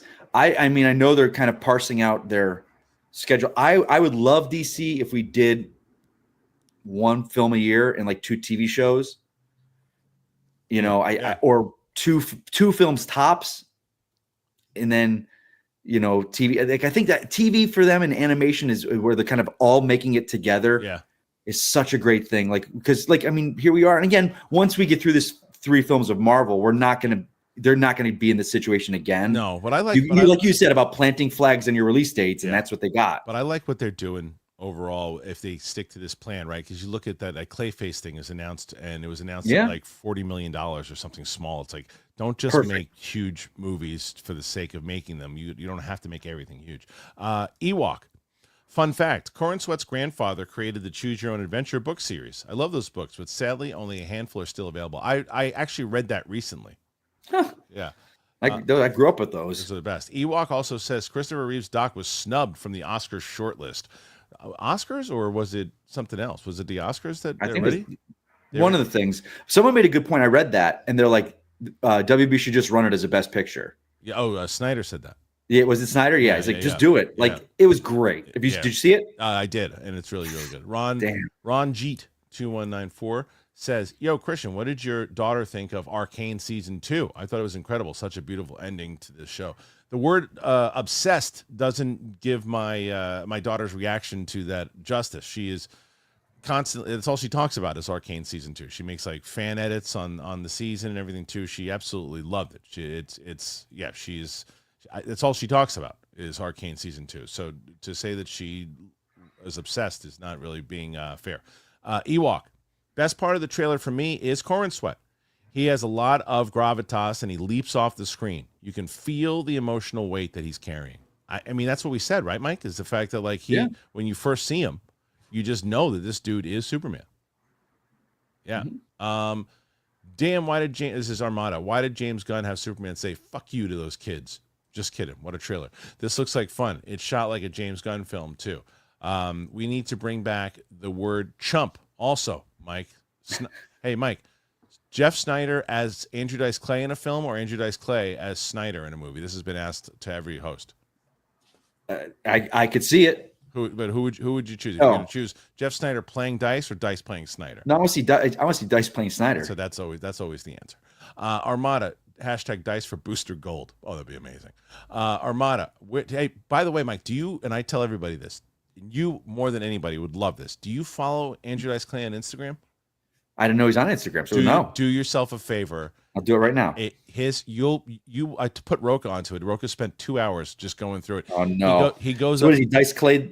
No. He goes up. Yeah, it's Andrew Dice Clay on there. But he goes up to people in New York and people who don't know who he is, and he's like, "Hey, you want to take a picture with me?" And he's like pretending like, you know, he's very aware that people don't know who he is anymore. But he asks people to take these pictures. Don't watch it now because we're doing a show. But afterwards. Armada. Well, you grew up with him when I did. Yeah, like as kids. You will love his Instagram. Wish I loved Arcane season 2, but it felt rushed. Really? Oh, I don't feel the same. It was still really good in the animation, also, but I felt like too much was going on to flesh out the tone of storylines. Oh, I got to disagree with you. I think when you watch it as a whole with 1 and 2, it plays really, really well. Roman Fedorak. Hey guys, hope you guys are having a stellar day. Man, over the week with each little bit, Soups rose on my most anticipated movies list. With the trailer, we're all the way to number 1. I can't wait. I think it's my number 1 right now. Is it number 1 for you? Mission Impossible. Oh, okay. So you really, and again, I'll say this, and this is what I'm excited for. I'm not a Superman guy. I'm a DC guy, but there's so many other characters in the pantheon that I love more than Superman. Yeah. But I'm excited because, like Captain America, I feel like this actor is going to make me love the character and want to see more of the character. Yeah. Roman Fedorak. Also, I was listening to your Star Wars rewatches earlier. Kristian, your attitude towards Star Wars then, you had excitement versus now exhaustion, is like me before and after grad school. Soups is getting me back, though. Yeah, I know. You know what it is? It's just like I'm just not. I was talking because John Hoey was posting. I was going back and forth with him on DMs, and we were just talking about it. Like, because he really likes Skeleton Crew, and I saw people in the comment section, Mike, they were talking about Skeleton Crew and liking it. It's like I just don't have that same kind of like, oh, I can't. There's so many other things I'd rather watch right now than that. It's interesting because normally, especially when we were doing Sith, like I had the usuals about anytime Star Wars, but I don't see them out there hyping it like they would like Ahsoka or something. I'm not seeing it on my feed like constant, like even not even how great it is, but even just the discourse of it. I don't see the level that I saw with like an Ahsoka or a Mando 3. It's lost its magic, Star Wars right now, unfortunately. Like we talked about, like I'm kind of like I say I will watch it, but I probably won't. I don't know. We'll see. Andor's what I will jump back on. I'm definitely gonna be watching that. Roman Fedorak, hot takes on 2024 films. I found Furiosa to be a little overrated. Oh, interesting. Still good, but not as good as everyone was saying it was. I know Mike's doing too, and he's wrong. 100%. Yeah, you're wrong. So I would say, what movie was it that I mean, I don't know if it's a movie. I guess is it a hot take on 24 films? I guess my take was that I thought Ariana Grande was better than Cynthia Erivo in Wicked. Acting wise, yeah. That's Gladiator 2, not good. Oh, I liked Gladiator 2. Get out of here. Yeah, I liked it. I'm sorry. Simon Section with a very generous super chat. Thank you so much, Simon. I mean, that's beyond, dude. Thank you. Okay, was it just me? But when I heard that guitar riff, to remind me of Top Gun. Nope, not you. We just said it. We just said it. Kristian said it. Yep, and I thought of Kristian. I haven't seen his reaction yet. Also, the scene where Krypto is dragging Superman home reminds me of Beastmaster. Oh, yeah, that's awesome, too. I also saw E.T. the same year. I liked E.T., loved BM. Beastmaster might love this. Yeah, he's definitely pulling from, like, those types of movies for sure. But, yeah, absolutely felt Top Gun in that riff, no doubt.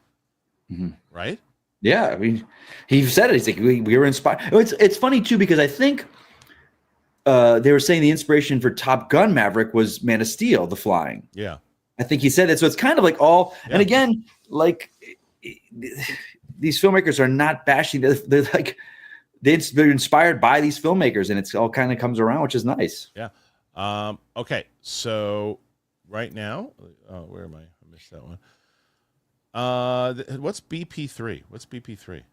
Black Panther. Black Panther 3. Oh, okay. Or Another Man's Wife. Reference to yesterday's episode. Yeah. Yeah, we had that whole debate on Another Man's Wife. I don't even know where that where even that went. Who knows? First Rate Nate. What's up, man? Not since The Force Awakens have I been this hyped and hopeful for a movie. I've been humming the song all morning. I think that's what a lot of people have been doing. Yeah, it's like, right? It's there. It's catchy. Speaking of the Andrew Dice Clay thing, Jedi Master for Life. A big shot over there with the haircut and the ring with the lights and flashy show. A big shot. Hey, the big shot. This person walking around in it's New York. It's freezing. So he walks up to somebody. He goes, "Hey, big shot with the warm coat. Look at you." It's so good. Go, pal. Looks like Greg is live with Roxy and Coy right now. Might be time for a raid. Yeah, hey, tell them to come over here. Roxy and Coy are going up against us at the same time. You should go on over there and tell them that. How dare they go up? Nonsense. Unbelievable. Going up at the same time. Unreal. All right, next one is Evil John Madden. Hey, Mike, Kristian thinks that I'm you because of my awesome remarks. I took that as a huge compliment. I do wish that Steph was here. She's better to look at. Well, no one's going to argue with that. I can't even argue with that. No one's going to argue with that. Although she's probably not right now. We probably if you even sick, I'll bet she's sick. Gorgeous. Yeah, you're probably right. Probably right. Probably looks better than us both. All right. So here is the next one. Again, 45 right now, Mike, with 1,200 people. What's happening? You can't. Come on, guys, you're letting me down. Mike Joyce. Mike's dog is the new leaf blower guy. Yeah, and then coupled with the lawnmower guy, he's doing great. And now he's just sitting there with his head over the chair. He's like, "Oh, no one's playing with me." Galaghost. Oh Lord, do you believe it's a great day to be a Superman fan? I agree, 100%. I think it's a great time to be a DC fan. It really is. Yeah, I think so. King of the Wicker people. Mike, if there is one comic book aspect, I got that reference. It's a Batman reference. Yes, Mike. If there is one comic book aspect that you want brought into this Superman movie that we haven't seen, what would it be? The fact that Metropolis is a city of tomorrow. Okay. Again, I was I don't want to say I was disappointed from the buildings and the architecture. I really kind of wanted to see a more Art Deco-y. You think it looked a little bit too Richard Donner 70s? No, it definitely has it doesn't feel like it did not feel like any city that's already on America. But like, and again, it's the aesthetic of Superman the animated series. Like, I think that show nailed what Metropolis needs to look like. But we really haven't seen anything. Like, Metropolis should be that city of tomorrow, because then it also, when we get to Central City, Gotham City, it just differentiates how it is. And again, we haven't seen anything. I love the globe on the Daily Planet, like that kind of old school Art Deco. There is some Art Deco aspects, and I love. So I just hope they bring that aspect of the city of tomorrow in. Mike Joyce, Krypto looked like good doggo. I hope he can save the day. He definitely looks like he doesn't look like he's got a mean bone in his body, that dog. So we'll see. Galaghost, hey Mike, what are your thoughts that the composer for this movie is the same dude that wrote single that emotional fight score in Wonder Woman 84? Oh, I didn't know that. So now you do. What are your thoughts? He's asking. I love it. I mean, everyone knows my thoughts on Wonder Woman 84. So yeah, I'm in the minority of that film that I actually really enjoy it. Jarek Desan, I love watching Mike go off on fools on Twitter. That makes one of you. Is Martha dead in this movie? We saw Jonathan, but no Martha. John Williams all the way. Yeah, I when you said that, Mike, I said, oh, maybe that's the direction. Maybe she dies in this film, and that's where because he's crying. Pa Kent looks like he's crying. Yeah. So I thought they had cast the actress, but I don't remember. I remember that actor that was cast. Yeah. But I don't remember if they had announced her casting. You might be right. You guys might. But be maybe something. Yeah, they change it up. That would be a different dynamic. Yeah. Sean Petersell. I loved Robbie Fox on the Sarah show. Get him here too. I'd love to have Robbie on. Robbie's in the city, so I could probably have Robbie come into the studio to do it. He's great, and he really knows his stuff when it comes to this stuff. So yeah, I'd love that. I like Robbie. Robbie's a really good guy. I'd like to have him on. Galaghost, for God's sake, stop killing Pa Kent. I don't know. I think you might get your wish. I think that they might actually be taking Martha out this time. Samir, the killer's in the house. I'm just so happy that Krypto is in the movie. I can't wait for July. Yeah, people are getting hyped for this one, man. And again, he was running towards him, so he wasn't flying. And in the comics, he does fly. So maybe a lot of people when he was announced, like they're going to see him have a dog fly. but maybe they're kind of not doing just that. making him fast Because he was running to him. Yeah, maybe he's just fast and strong. Mike Joyce. Mike, supposedly Josh O'Connor is the favorite for James Bond. Who's Josh O'Connor? Do you know that? I don't know who that is. Oh, interesting. So, yeah, have you been keeping up with any Well, Bond here's the thing. You had said it earlier, and I think, Gunn had done it in that interview. To me, these characters are the sell. A Bond, a Superman. I want to see actors that we don't know. And I would love to see, like, Corn Sweat to me is the biggest unknown so far, but he's also done a lot of work. I would really love to see them keep doing this with Batman. And then you could surround them with bigger actors like Reeve, for example, like with the Superman. Like, these films sell themselves, and the characters sell themselves. And again, the day of the movie star is gone. You're not coming to see Brendan Fraser's Superman. Yeah. You know, it's like you're coming to see Superman, and then this actor we fall in love with. Yep. I hope his mandate to his casting team is like, see unknowns. Yeah, see them. I don't care the resume as long as they're good actors. Yeah, the character's got to fit. Get them in the room. You know, and because apparently now if it would have put big movie stars in it, it would have $400 million movie. Oh, I got a note from Steph. I asked her thoughts on the trailer. She said it's so good. I'm obsessed with Krypto. Superman looks awesome with his cute little curl. So got Steph from the Queen herself. Yes. Galagos. I love the color scheme. Invokes Frank quietly. It really does. He's one. I want to say the Superman Absolute is Gunn's biggest influence. Yeah, that's the book he always brings around, and quietly was the artist in that. And that's the mad scientist Luthor that we really haven't gotten yet. So that's probably what we're getting at. Yeah. Joey Pedros, I'm glad we're getting the Williams theme. I think we should keep Wonder Woman thing from the. Oh, do you think that we should keep the Wonder Woman thing from the Jenkins films? I love that one too. Now that's a trickier thing, right? She had a theme and it stuck. But it's stuck. But here's that's the difference. Different. Yeah, this is what I'm going to say. The difference is where people are going to say, what's the difference, right? I think that the John Williams theme since 1977 has become an iconic Superman theme. I think you think of it right away. Now, for hardcore movie fans, you hear that thing, the Wonder Woman, you go, oh, it was a cool theme. But I think it was a different universe. I don't necessarily think they will go. It's not the same because it's not it became an iconic I know what you're thing. saying, and there's going to be people doing pushback. Yes, it's just it's an iconic thing, man. That's Williams theme became. Anytime iconic. She popped up, that Wonder Woman thing played, and it was like, there's Wonder Woman, but there was such a stigma around the Snyder films with those characters and that actress. It cemented itself, and the world was different when Reeves and Superman appeared. Well, let me ask you a question. They made an Indiana Jones movie in 30 years from now, and they made a new one. The theme is the theme. You'd have to have the Indiana. Have you? Here's another thing. By the way, buddy. stop for a second. Do you play? Do you have an Xbox or a PlayStation? PlayStation. Oh, dude, you got to play the Indiana. I know it's one of those things. Good. I'm like, do I buy an Xbox for it? Good. I know, man. I bought it, and it's so good. I know. My thought is this: certain Batman, but for me, Indiana Jones is Indian. He is Harrison Ford. Yeah. The role. I mean, hey, Mike, we auditioned for Indiana Jones. We knew Indiana Jones. We knew you played the character. You're gonna be great at it. You want to go for it? Of course I say yes, but there's the other half of me that's like, guys, I know he shouldn't be played by anyone but Harrison Ford. It's like, it's different. But if they do, 20 years from now, they can do, the theme is Indiana Jones. That is the march. The Raiders March is the Raiders March is the Indiana Jones character. Yeah. I agree. It is. So, all right, let's get to some more questions here. Hold on a second. Alan Smithy, what's up, buddy? Hey, guys, do you remember James Gunn's movie Super with Rainn Wilson and Elliot Page? To me, Kevin Bacon was the bad guy. Yeah, to me, that represents current America with crazy people in the streets fighting each other. Crazy times need crazy movies. Watch it. No, I've seen it. I saw it a long time ago, but it's good. Did you? That was one of the first movies I saw in L.A. with Shannon McClung. I saw. Yeah, and that's definitely that's a good one. Definitely one of the darker ones. Josh Needle, did the trailer convince you at all that Pattinson's Batman could fit into this DCU, or did it confirm your belief that they should stay separate? Let's say you might give a good stay separate, 100%. How come? It's just they've grounded his Superman or his Batman so much, almost to the point of like when I heard he's saying it's going to be a grounded Batman, I'm like, Reeves just did this, and there's some comic bookiness to it.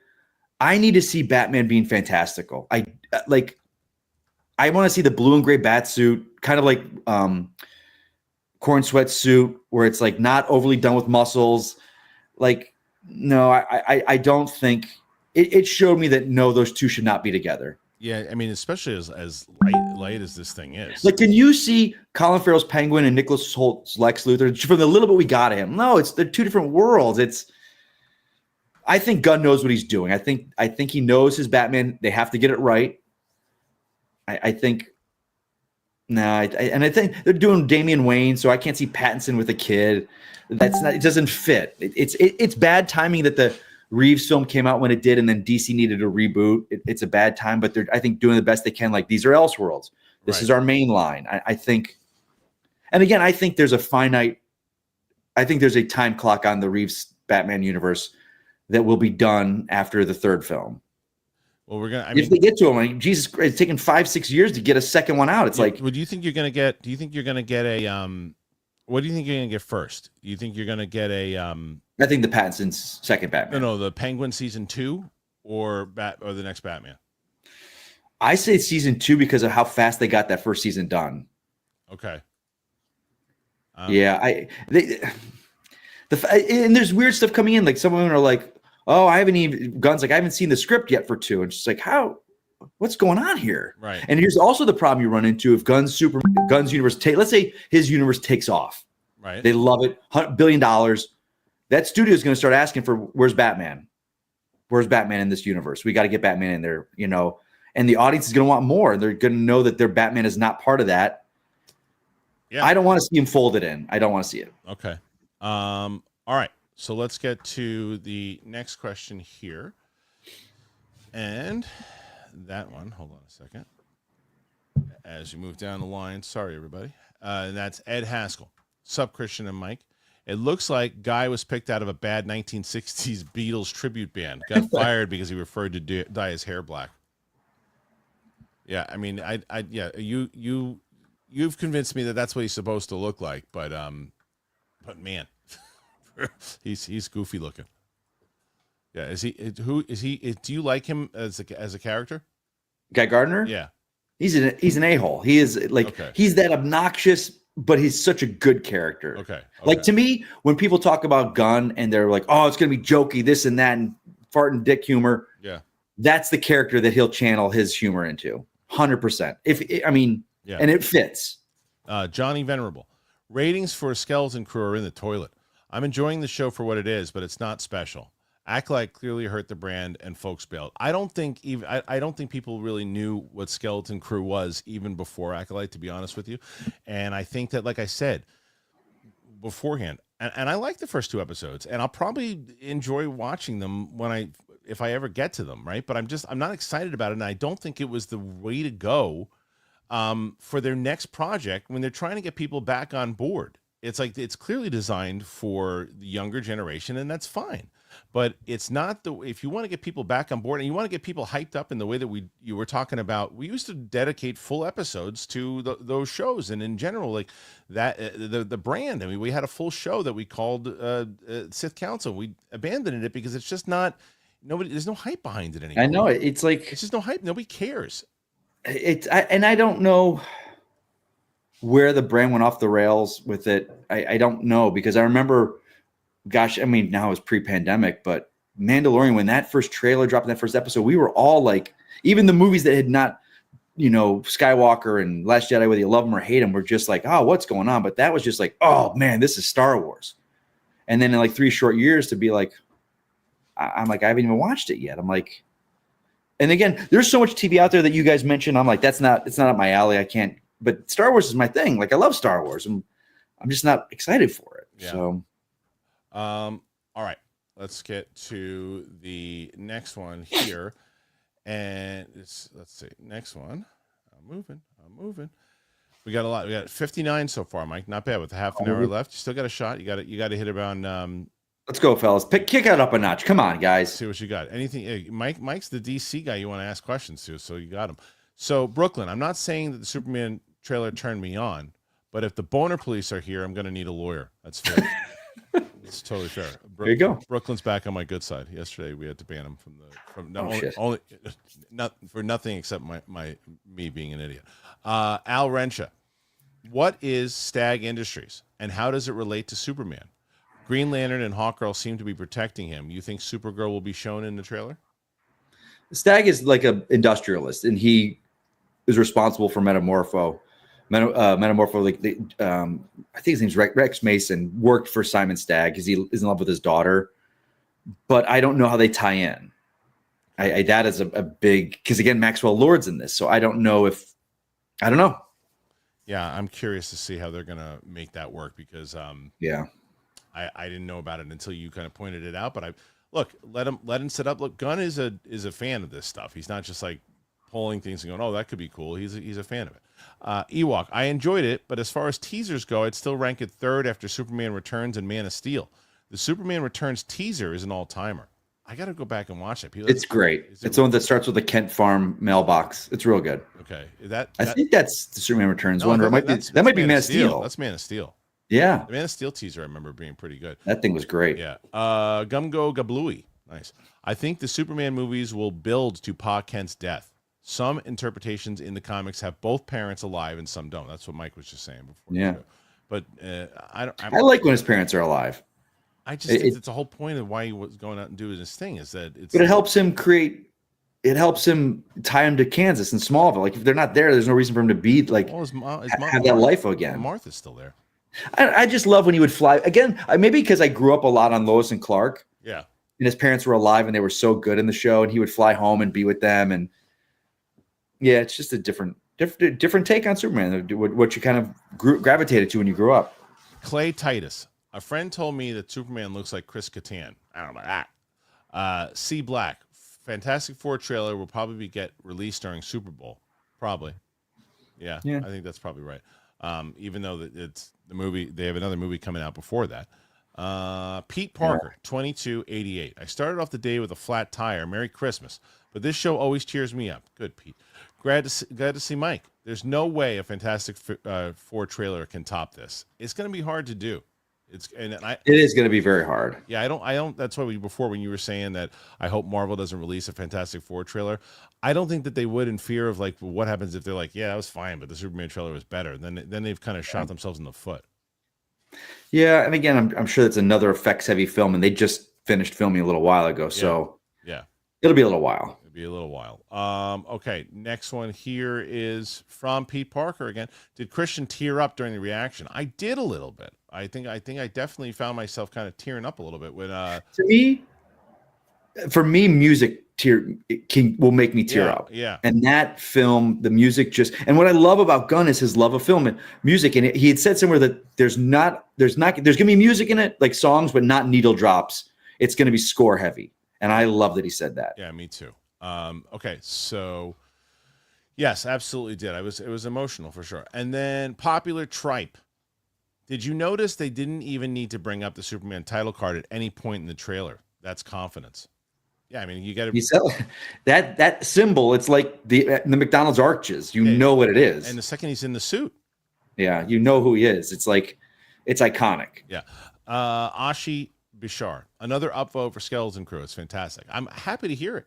I just have Vogel and the Geek Buddy. He loves everybody that's watching it really likes it. I just have not. I have so many other things I want to watch. It's the first thing since Star Wars has been around that I've been like, I'll get to it whenever. It's the thing we talk about where the goodwill of something like the MCU, even though the last year or two have been less than what it was, but the goodwill that 10 years before like would get you there to go, but you reach a point where you're like DC and Marvel, you reach a point where it's just like the goodwill spent. And like Star Wars for me, the goodwill of what they do is spent. They have to win me back, but I don't know what's it's gonna take to win me back. Someone send Greg Alba a super chat and tell him he should have went live at 12 p.m. Armada, with Gunn's love of monsters in another world, he'd direct the hell out of a Godzilla movie. Yeah, I agree with that. I'd like to see him do. I mean, he's going to be in DC for the next. It seems like he's putting his Godzilla movie in this. Yeah, that's true. Kaiju, like right, yeah. Yeah. Oh, good. Thank goodness. Captain Penis is here. Hey, what are your favorite movies of the year this year, Mike? So far, it's my comeback to is Fall Guy. You love that one. I loved it. It was just a fun time at the movie. I laughed the whole movie. I enjoyed it. But to me, this is a very kind of meh season for movies. It really kind of was. Yeah, RB3 said the same thing yesterday when he was on. I think there's been some good ones. I have to finish my list before I give my top. I have to go through. Oh, I love Substance. I didn't like the ending, but I like that. Not at all. Oh, dude, I almost threw up in my mouth. Yeah.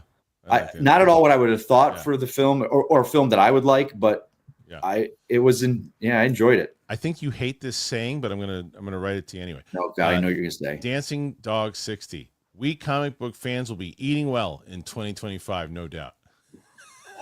Thank you for commenting but I hate that, right? Oh, we're eating so good this year. We're eating so good. It just reminds me of like people were in the theater like, give me movie. Give me movie. Hey, give me movie. Hey, I want movie. Oh, Superman. Oh, Fantastic Four. I'm eating so good. Yeah. I'm exhausted. I want that to be something that someone just puts a GIF or there you whatever. go. Oh, that's the best. That's so good.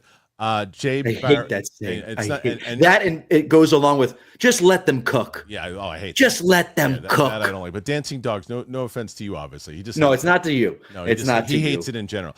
Jay Barrett Mash. Loved the trailer this morning, and I'm curious about the introduction to the Authority with the engineer. Thoughts? I know. On who should direct like you said. Yeah, there's a lot of people in this film. Who should direct it? That's always a hard question. Like. I wait for those stories to break and we discuss them because, like, he's going. Look, Flanagan is writing that Clayface thing, and he's not even directing it, right? So we don't know the directors yet. All I'll say is right now is you have faith in Gunn that he's going to put the right director with it. I don't know who's going to direct that movie. I'm not sure. The Authority. Yeah. Dancing Dog 60 says it's nice to see color again. Jesus. That washed out sepia tone of some of the past DC slow-mo fest for bumming me out. Hooray for color comics. I think that's what Superman always was, wasn't it, Mike? I mean, yeah, like and again, it's a style with what a director wants and the choice that they make. So, and that's why I love Aquaman. Yeah, but love it or hate the story, like that thing was just pure comic book. You think we're getting Aquaman again? Huh? You think we're going to get Aquaman again? And if we do, is he going to be blonde-haired orange? I think the fact that Superman and Batman are the icons and with Wonder Woman, but Wonder Woman is with Gal is so tied and more like we've seen Superman before, we've seen Batman before, we've only seen Gal as Wonder Woman. Yeah, it's true. So I think that's why we're doing Amazons at Themyscira. We're going to get the Amazons there, and I think Aquaman we've never seen in live action, Flash we've never seen in live action in a film. Those big ones that are the big ones. Yeah. But our first interaction to them was less than 10 years ago. I think we're waiting on those. Waiting makes sense. Yeah, I think it's going to be a little while before we see Wonder Woman. Makes sense. Clay. If this Superman hits big, and I hope it does, what DC character solo film would you like to follow up with? Well, I think they're going to already follow up with Supergirl, right? Supergirl's next. Yeah, so it's next. Yeah, Lanterns is coming for TV. Because they didn't show Supergirl in the trailer. I think she's going to show up in the post-credits. And then I would say after Supergirl, we're getting Batman. Brave and the Bold. That would make the most sense because if you look at it on a business side of things, if Superman is as popular as you want it to be, and in the post-credit scene, you set up Millie Alcock as Supergirl, well, then that sets you up for your next movie. And then you're like, okay, now we need another big hitter. Well, let's bring in Batman. And you already have the Lantern series. And if the Lantern series is popular, you can then do a Lanterns movie. Yeah. Again, he's like not talking about it, but they're working on it. That Batman is going. That script is being written and they're figuring it out. So I think, again, you don't want to overshadow what Reeves is doing. And I think, yeah. Corn Emperor, Mike, buy or make your own gaming PC. That's what they're telling you to do. I can't PC game. Oh, the keyboard I can't do it, guys. I tried. I can't do it. So you just get Xbox then. Logan Messiah, CGI is a little suspect, but overall great trailer. I don't know. See, I hear that, but I'm like, what suspect? Like, I don't understand. Like, I don't know. Like when I see CGI that's undercooked or whatever, I look at like the first shot of Ian Holm and Alien Romulus. I'll tell you what was bad. I was like, oh, that's something's not right there. You mentioned the movie before, which I liked and you didn't like, but in Gladiator, the baboons, horrible CGI. Terrible. Horrible CGI. Terrible. Yeah. And I think that's a Ridley Scott thing. Like, I don't care. You weren't there. You didn't see these baboons. They're whatever. Bad. Aaron the Creative. Is it me or does Corin Sweat look like Cavill and Brendan Fraser fused together? He looks like Superman. He looks like he's cut from that. There's like, hey, We need a bunch of people throughout time that are going to look like Superman. Who do you got? Well, I got this guy. That's Brandon Routh. I got this guy. It's Christopher Reeve. I got this guy, Henry Cavill, and I need this guy. They all look like the same freaking, like they're all cloned from the same source. So yeah, I think they have a similar look. Jedi Master for life. Hey guys, don't take my word for it based off of the name, but Skeleton Crew has given me a sliver, a blister, really of hope. Episode 3 and 4. But this is why I don't get hope on it. Again, because people are always like, I have hope for Star Wars. And I saw a friend of mine who has a YouTube channel, right? Star Wars gets back on the right track. No, because what you don't understand is that John Watts is running it. And John Watts is the creator of it. He's not involved in anything else after this. And it's the same way like Tony Gilroy will make Andor season 2 pretty good, but they don't have a collective thing where the one thing where they're having people, they just let the directors go off and do their own thing. And it's like, hey, that's a good director. He was able to put that thing together. That was great. That one ate shit. That one was crap. That one, because we don't know what the hell we're doing over here in the mothership. It's like everybody else is just making good things. So no, I'm telling you, until there's new leadership, I'm not going to get excited about Star Wars anymore. I just can't. There needs to be new leadership. Because it's basically a one-hit wonder. That's it. That's all it is. And then oh, that was great. What's coming next? Like, oh, Jesus. Yeah, it's like in the same way that look, Marvel was on kind of like a up and down, hit or miss, and they're like, oh, Guardians 3 is coming back, and then Guardians 3 was great, and they're like, oh, so the next one's going to be great. No, it was the last movie of the franchise. The next one after that was the Marvels, and it was crap. So it's like you have to have it's when it's a connected thread, and the people at top are actually paying attention to all of it where it works. So. Just because Skeleton Crew is good, don't start thinking the Star Wars got itself back on track. There's no way. C Black. I think Fantastic Four makes 1 billion, 1.5 if Doom is in it. I mean, how much is Doom? Doom will be in the post-credit scene. Yeah, I don't agree with that at all. Yeah, I don't either. Dawn H. Have you guys watched the John Williams documentary on Disney Plus? It's amazing. No, but I hear great things. I have not. No, I heard it's really, really good. It's one of the ones that I want to see. For sure. Did that one get nominated? I don't know if it did or not. I'm not sure. I don't know. So, by the way, you're at 75 now, Mike. You still you got about 15 minutes left. 75. Come on, boys, the girls, let's go. Yeah, you can do. You need just about 40 right now to tie Roxy. So we can say, yeah, it might be tough. Jedi Master for life. After watching this Superman trailer, I have much more than a sliver. I have much more than a sliver of hope for Gunn's DCU. I would love to see a Guy, Hal, and John Stewart Green Lantern scene. I think that you'll probably see. Oh, you're going to see him. What's Gardner's popping up in Lanterns? He'll show up in Lanterns. I think he kind of has to, right? Yeah. Aaron, the creative. Do you think we're going to reference to Batman in the film? Not yet. Well, I mean, Batman is established, so. I don't know. He's going to be Batman. It's not like we're doing origins. So who knows? I mean, but again, you don't need to. There's I don't think they're every issue of Superman doesn't reference Batman. He hasn't even started working or even thinking about Brave and the Bold yet. I don't think they're going to do that. Kristian Medard. I'm most excited for Superman and Lanterns. DC got me excited for comic book movies again. That's great. Good. That's really. I mean, that's what they need to do. They do. Dan V900. Do you think Superman should move when it comes out 9 days after Jurassic World? No. Rebirth with the Jurassic World films making 1 billion each. It's tougher competition than Fantastic Four, honestly, and it's sandwiched in between. I understand the concern, but I think if I'm Jurassic World, I'm worried about my money that I'm supposed to be making getting taken away from Superman, because Superman's the fresh new kid on the block. Yeah, and we've seen dinosaurs being dinosaurs again. Those movies are the Fast and the Furious. They're going to make money regardless at this point, but it's for the blockbuster fan that doesn't want to see comic book movies anymore. That's what it is. Dancing Dog 60. Nice to see a Superman who's not a psychopath. I don't think Henry Cavill's Superman was a psychopath. I don't think Henry Cavill's. I mean, come on. He wasn't a super. I get it. I get the sentiment. Yeah, he wasn't a psychopath. Matt Thomas. So much Cleveland. I love it. Cleveland is Metropolis. Yeah, it's pretty. They did kind of make it a huge character already. Chris Bench. As soon as he whistles for Krypto, I'm in. $1 billion. I mean, they are going after those dog lovers. A lot of the people, the dog lovers, are loving Krypto. It's me, Steve-O. Chance you see a preview of Doom in Fantastic Four. Fly Eagles. Stop that. I think that he'll show up in the post-credit scene. That's where he's going to show up. It's tough. You don't think he's going to be in at all? Well, here's the thing. Downey Jr. in the role throws a wrench in the works, because it's not going to be the Doom.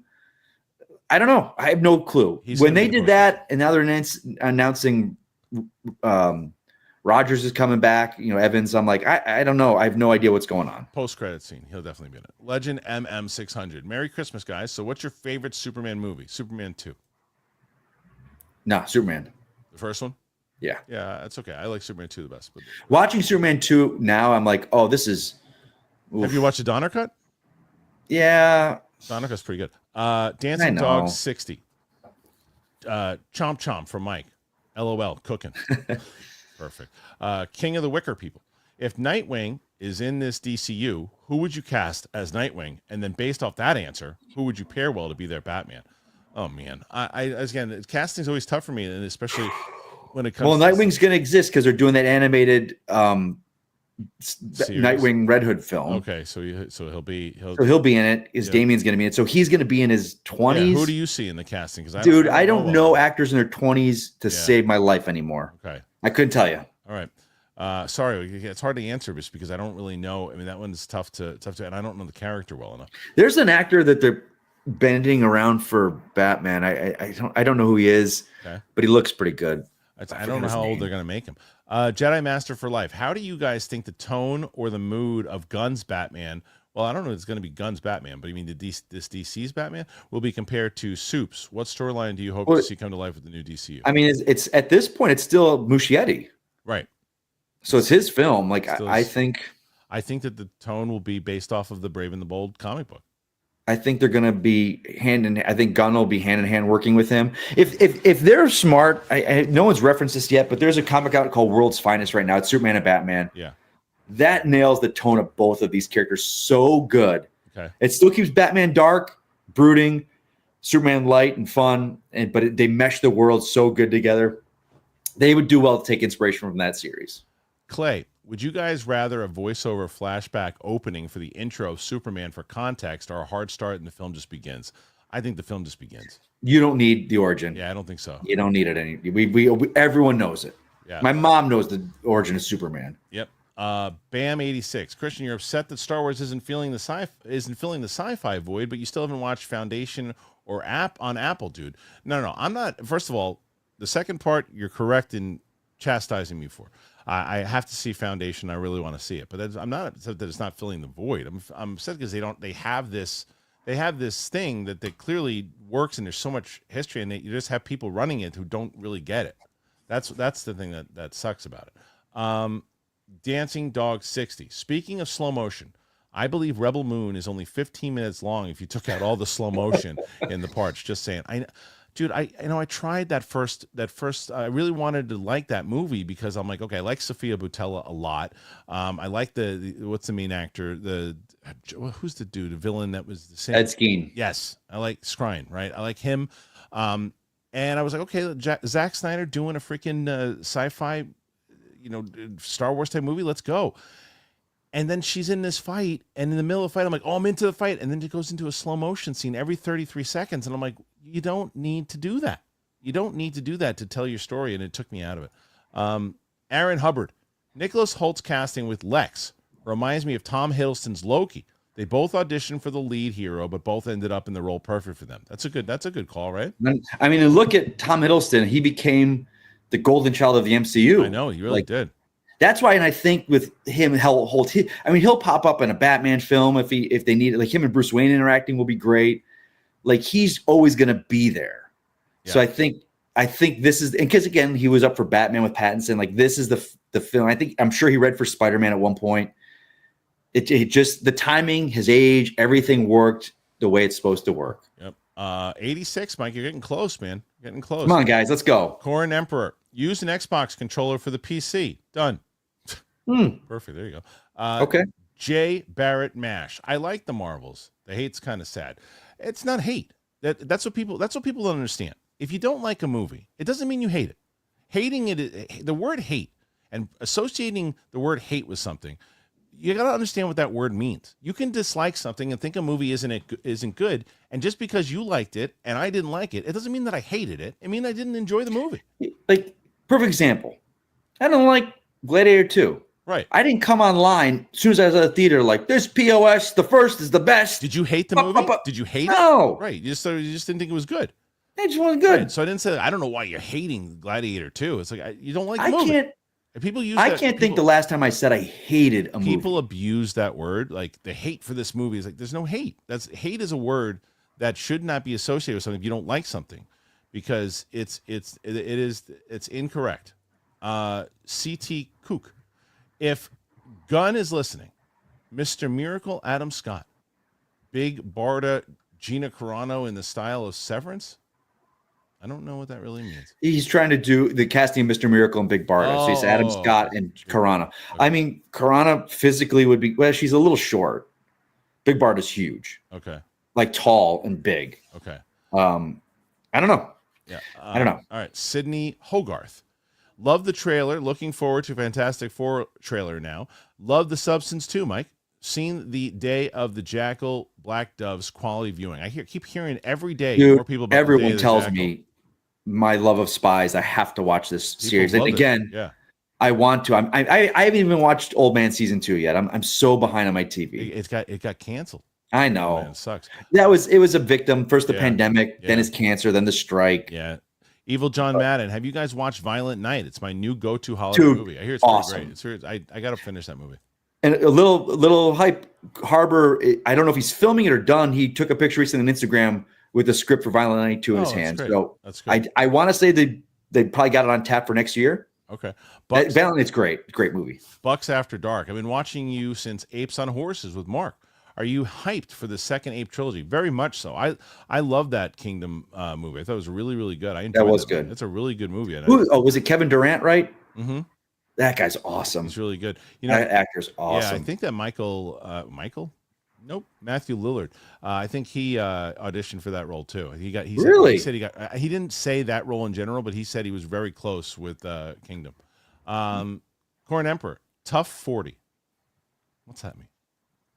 I don't know what that means. Tough 40? I don't know what that means. Top 40? I don't know. It says Tough 40. Dancing Dog 60. Worst remake ever? I'd say Rollerball. What say you? Oh, I remember that. Yeah. Worst remake ever. Worst remake ever. Just got to look at. I mean, it's always it's always tough when you remake a good film. Yes. Like I'm very curious with Powell's Running Man. What's that one? Because that Powell's Running Ben-Hur. What about Ben-Hur? The remake, Ben-Hur. Oh, with Kit Harington, right? Yeah, I don't know if he was in that, but somebody was in it. It's bad. Why do that? Why remake good movies? Yeah, Ben-Hur was remake a shit movie. Yeah, it's not a good one. All right, Joey Pedras. I think evil, nerdy incel Lex that pushes things too far is going to be great if that's what he is. Holt will kill it regardless. Yeah, Holt's just a really good actor. He's really good in Nosferatu. Also, I'd recommend that. I want to see that. It's good. Corn Emperor just sends in a super sticker. Thank you, sir. Evil John Madden. Are you guys going to have your ladies dress up like elves, sexy elves for Christmas? Me pitching that to my wife. That'll go over well. Well, my girl's dropping something online with her and that Scourge of what they do. Well, you just everybody else is just subscribed to that page just now because of that. Go for it. I don't even get to see it half the time. It's bullshit. J Mobile. Older fans might have grown up with and cherish Christopher Reeve's films, while younger ones may see them as cheesy, lacking attachment. This age gap is what I think Soups often has to overcome. I hope it hits for all. Me too. I hope it hits for all. Armada. Breaking. House of the Dragon is filming Q1 of 2025. That's awesome. Yeah, you're not a big Game of Thrones fan guy, but that's my no, sir. Yeah, I'm excited. Holy crap, Mike, you're at 96. Come on, gang, let's do this. Whoa, if you can do right now, if you can get you need about 20. You need about 20 to catch Roxy right now. We can do it. Spoontastic, 95. Do you have any updates on the script about shorts? Updates on the shorts? About shorts. I don't know what he's asking. I'm sorry. Do you have any updates on the script about shorts? I'm sorry. I don't understand the question. Aaron the Creative. When do you think we get the Daredevil trailer? Didn't we get it already, or was it leaked? It was to the whatever the convention was that they did. D23. I think you'll get that. I know. I'm like, I need to see this thing. Let's go. January. I think the beginning of January. That I'm excited for. Yeah. That I'm excited for. Captain Penis. Why don't they sell donuts at movie theaters? It's a great question, Captain Penis. I'd rather that than chicken fingers and fried calamari for $45 a piece. Jesus Christ! When I go to there and it stinks. It stinks. It stinks. Stephanie Litz, Gwendolyn Christie as Big Barda. That's pretty good. That's Elizabeth Debicki was Wonder Woman. I don't know about Debicki, but I think the Gwendolyn Christie one is pretty damn good. That's the good one's Barda. Corn Emperor, laugh at my ass. A tough 40 to reach Roxy when I sent it. I see. Oh. So, I mean, well, yeah, now it's not a tough 40. We're getting there, though. We're almost at 100. Knock it up. Let's go, boys, girls. You're at least you might be Roka. Gopal, who says the Rebel Moon unrated versions were so much better. It's really a crime that Netflix let the PG-13s out at all. Let alone first. That was the stupidest. I don't know what that whole thing was doing. Why? That was so dumb. That marketing decision was this dumb. They just put out one version and make it the best. And it's version. Netflix. Like, made no sense. Dawn H, favorite Christmas movie. It's between Home Alone and Christmas Story. I'll tell you this. For me, it's between Home Alone, Jingle All the Way, and I know I'm going to get flack for this, but Die Hard 2. Die Hard 2 counts. Die Hard, because it's the snow at the airport. I watch that more than I watch Die Hard. Hey, McClane, Merry Christmas. Dancing Dog 60. Dennis Franz in that role. So good. Yeah. I'll send your captain in LA a fucking commendation. It's a good impression. I had forgotten that Donner's Superman has my Tessmacher getting assaulted by Larry Hagman as a soldier playing a joke. It's the era. It's 100%. J. Barrett Mash. Sorry, I was saying the hate for the movie in general. I wasn't trying to attack you or anyone specifically. That's fair. No, it wasn't. Yeah. But it wasn't like I don't. And again, but I also don't think you were attacking me. I think you were just saying in general. I was getting that yesterday. I was like, the discourse is awful. And people are like, I'm not seeing it. I guess it was just my timeline. But like, this looks like a CW. And the fact that people say that, like, the CW is not what it used to be. When you watch like Superman and Lois for a TV budget, that stuff looks great. Yeah. Okay. Next one is Sabretooth J. The System. Do you future in an anime to live action to the big screen on a scale like MCU and DCU? Do I think that there's a future in anime to live action? I don't. I mean, look, this is where it comes down to it. It's like I said this yesterday in the same way that when I referenced stand-up comedy, right? George Carlin always said that anything, anytime, and I believe this, any topic, no matter what it is, can be funny, but not everyone can make it funny. There are some things that maybe only one person in the world could make it funny in the way that they say it, in the body movement, whatever it might be. The same thing goes for when it comes to movies and everything else too. There is an anime story out there that someone could take and turn it into a big, huge blockbuster film. The question is, has that person tried to do it? Has that person even attempted to lift the pen to try to make the script? I don't know. So it's possible, but it's I think hard to do. It's going to be hard to do. Mike, you are, well, let's see, 11 away from beating Roxy. Aaron the Creative, what is your Marvel hot take? Mine is the first Thor is the best Thor film. I don't think that's as much of a hot take as you think it is, because I just watched that again for the rewatch. I still think Ragnarok's my favorite out of all of them, but I'm not arguing with anyone if they say the first one is the best. My hot take is Endgame is better than Infinity War. I'm with you on that too. Okay. Yeah. I would have said Winter Soldier is still their best film, but I don't think it's a hot take. Dancing Dog 60. We need more Kate Bishop in the MCU. Yes, we're getting her. We're getting with the Young Avengers TV series, which we broke here. Clay, sports film that makes you cry every time. Warrior just did it again recently. I'm not a sports film guy, but Field of Dreams. It's a good one. Joey Pedris, do you give Snyder a DCU movie? Might bring his fans in. That would be a great thing to do. Yeah. You know, like give him like one, like whether it's whatever movie it might be that you can do a big kind of thing with. He doesn't seem like he can do smaller movies. Well, that's not true. He's done smaller movies with the Dawn of the Dead. And I don't know. That's an interesting question. I don't know. You unite the clans, as they say in Braveheart. No. You know, there'd be a way to do it. Ewoks throwing some support. Sabretooth J. The System. Is Batman Returns a Christmas movie? 100%. You think it is? There's no argument. Okay. Dancing Dog 60. Voltron is being made in live action. Don't forget. Is that is that anime? No, it's a live action. No. But is Voltron? Oh, yes, it is, right? It was Japanese animation back in the day, but I don't know if it's anime. All right.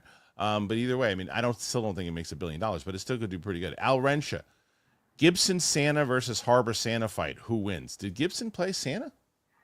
I don't know. But I love Harper Santa though. I think Harbor's the guy right now. I mean, back in the day, Mel Gibson was pretty hard to beat. Dancing Dogs 60. Sydney Sweeney should be Gunn's Power Girl. I don't know Power Girl well enough. I don't know if I see that. I'm just not. We talked about this yesterday on the show. I think she's like the it girl right now. I think she's pretty, but I don't. I get it. I get the hype. Yeah. Risha Shuka. Thank you, Risha. Rishi Shukla. If you could only pick one, who would you choose for next year? You get to watch Superman, but then you cannot watch any of the 3 Marvel movies, or you get to watch all 3 Marvel movies but can't watch Superman. That's an easy. I think it's easy for both of us. Yeah. I think Superman all day long. Yeah, easy. Because as much as I think Fantastic Four will be good, and I think it's going to lead, I think Thunderbolts could be interesting too. And I don't know about Captain America. I don't know if it's going to deliver. I think Fantastic Four will be great. I think Thunderbolts will be surprisingly oh, this is something I didn't know I wanted, but it's awesome. And I think Cap will be a disaster.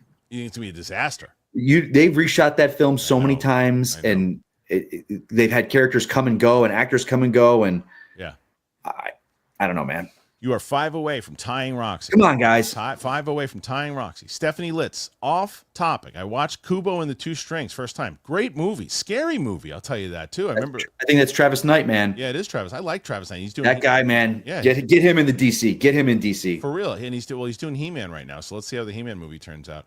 JG from Space. How about Katie O'Brien or Adria Arjona for Wonder Woman? Adria Arjona, yes. 100%. You put her in anything. Yeah, in anything. She is next level. C Black. Does Doomsday do the same money as Infinity War and Endgame? Nope. No, because that was a lead up, once in a lifetime, generational. We hit 8 years building to that will never be duplicated. Yeah. Dancing Dogs. Wait, is that Dancing Dogs? No, it was the wrong one. Sorry, did I?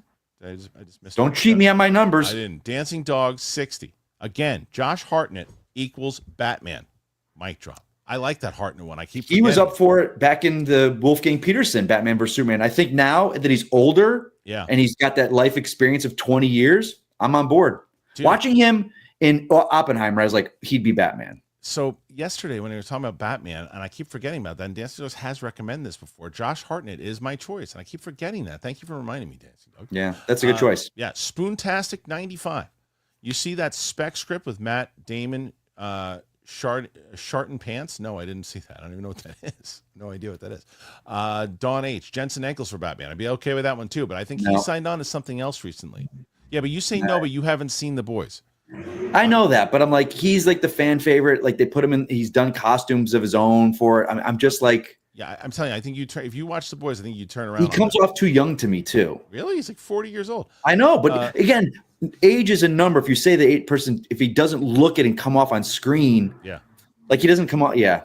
CT Kook, Wyatt Russell, Green Arrow or Aquaman? Question mark. Not Aquaman. It's gonna be hard for him because now he's so tied into the Marvel he's too. Yeah. U.S. agent. Yeah. Corn Emperor, breaking the tie. You're getting close. Joey Pedras, favorite working film composer.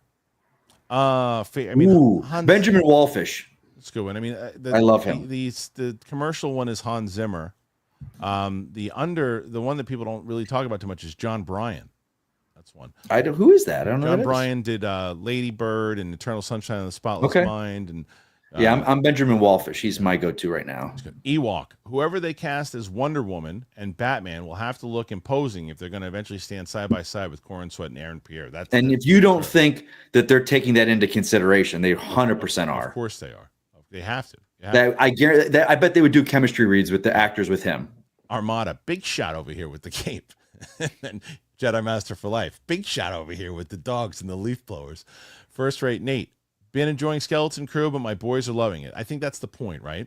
That's the point. Yeah, kids, it's Star Wars. Do it, man. Go for it. All right. Hey. So we finished our last question, Mike. And unfortunately, Roxy has lost to you because you're at 121. Yeah, you did it. So Now I'm going to say this. Tomorrow's going to be tough. Coy, Winston on the show, Capes and Cowls, but it's the day after the Superman trailer. Hype will be down. It's the day after. You at one point you had 1,800 people watching live today, and then so one more time, did Mike get to win this time? Rambo. So I mean, he didn't win yet, but he's in the lead. Coop. Following up on Zack Snyder's mention, it would be interesting if he would take on the Authority. Still let James write the script, but his visuals combined with James writing would work. Maybe. I mean, again, I actually like to see. I like that suggestion. I like to see Zack Snyder. I mean, I wouldn't. I love Snyder. He's a director. When people ask me, like, as an actor, who I'd want to work with, I want to work with him. I would love to work with him. Yeah, it'd be interesting to see. All right, Mike. 120, yeah, buddy boy. 123 before we sign off. And sometimes people put stuff in there, but what do you got going on that you want to promote? Anything in general? What's going on right now? I'm busy with work because it's the holidays, so we're going. But well, I won't see everyone before Christmas because this will be the last show before Christmas. So everyone have a wonderful holiday, guys. Yeah, I hope you guys have a great holiday. Hanukkah starts, I think, Christmas Day. Okay, I think so. So I always thought it happy holidays. I always thought it started before it, isn't it? It's always all over the place. Always, okay, well, but it's the Christmas Day this year, I think. Oh, okay. All right. So listen, happy holidays. This is what is going on for next week. It looks like Monday I'm going to do the live show with Roca. That will be live. Tuesday will be the Sean Gunn interview.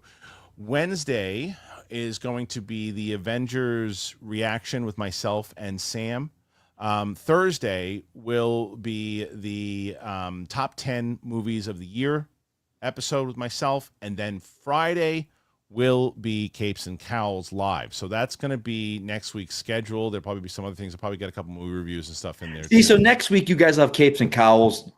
Join next week with them and drop them questions next week. You don't need to drop them questions tomorrow. Yeah, they won last week too. But Mikey Christmas have a great Christmas this year. They're giving you a little bit more to try to beat them tomorrow. So Armada says new face or someone famous already for DCU Batman. I think new face. I don't know. I mean, we're talking about Josh Hartnett and other people. I get it. I think he's a good older choice, established. I think you'd put Nightwing. You do new face. I think for Batman, you do someone like a little bit, not someone super famous, but someone like someone like a Hartnett or something like that. I think it works. Anyway, guys, that's it. Thanks for joining us here today. Apple Podcast, Spotify, anywhere podcasts are found.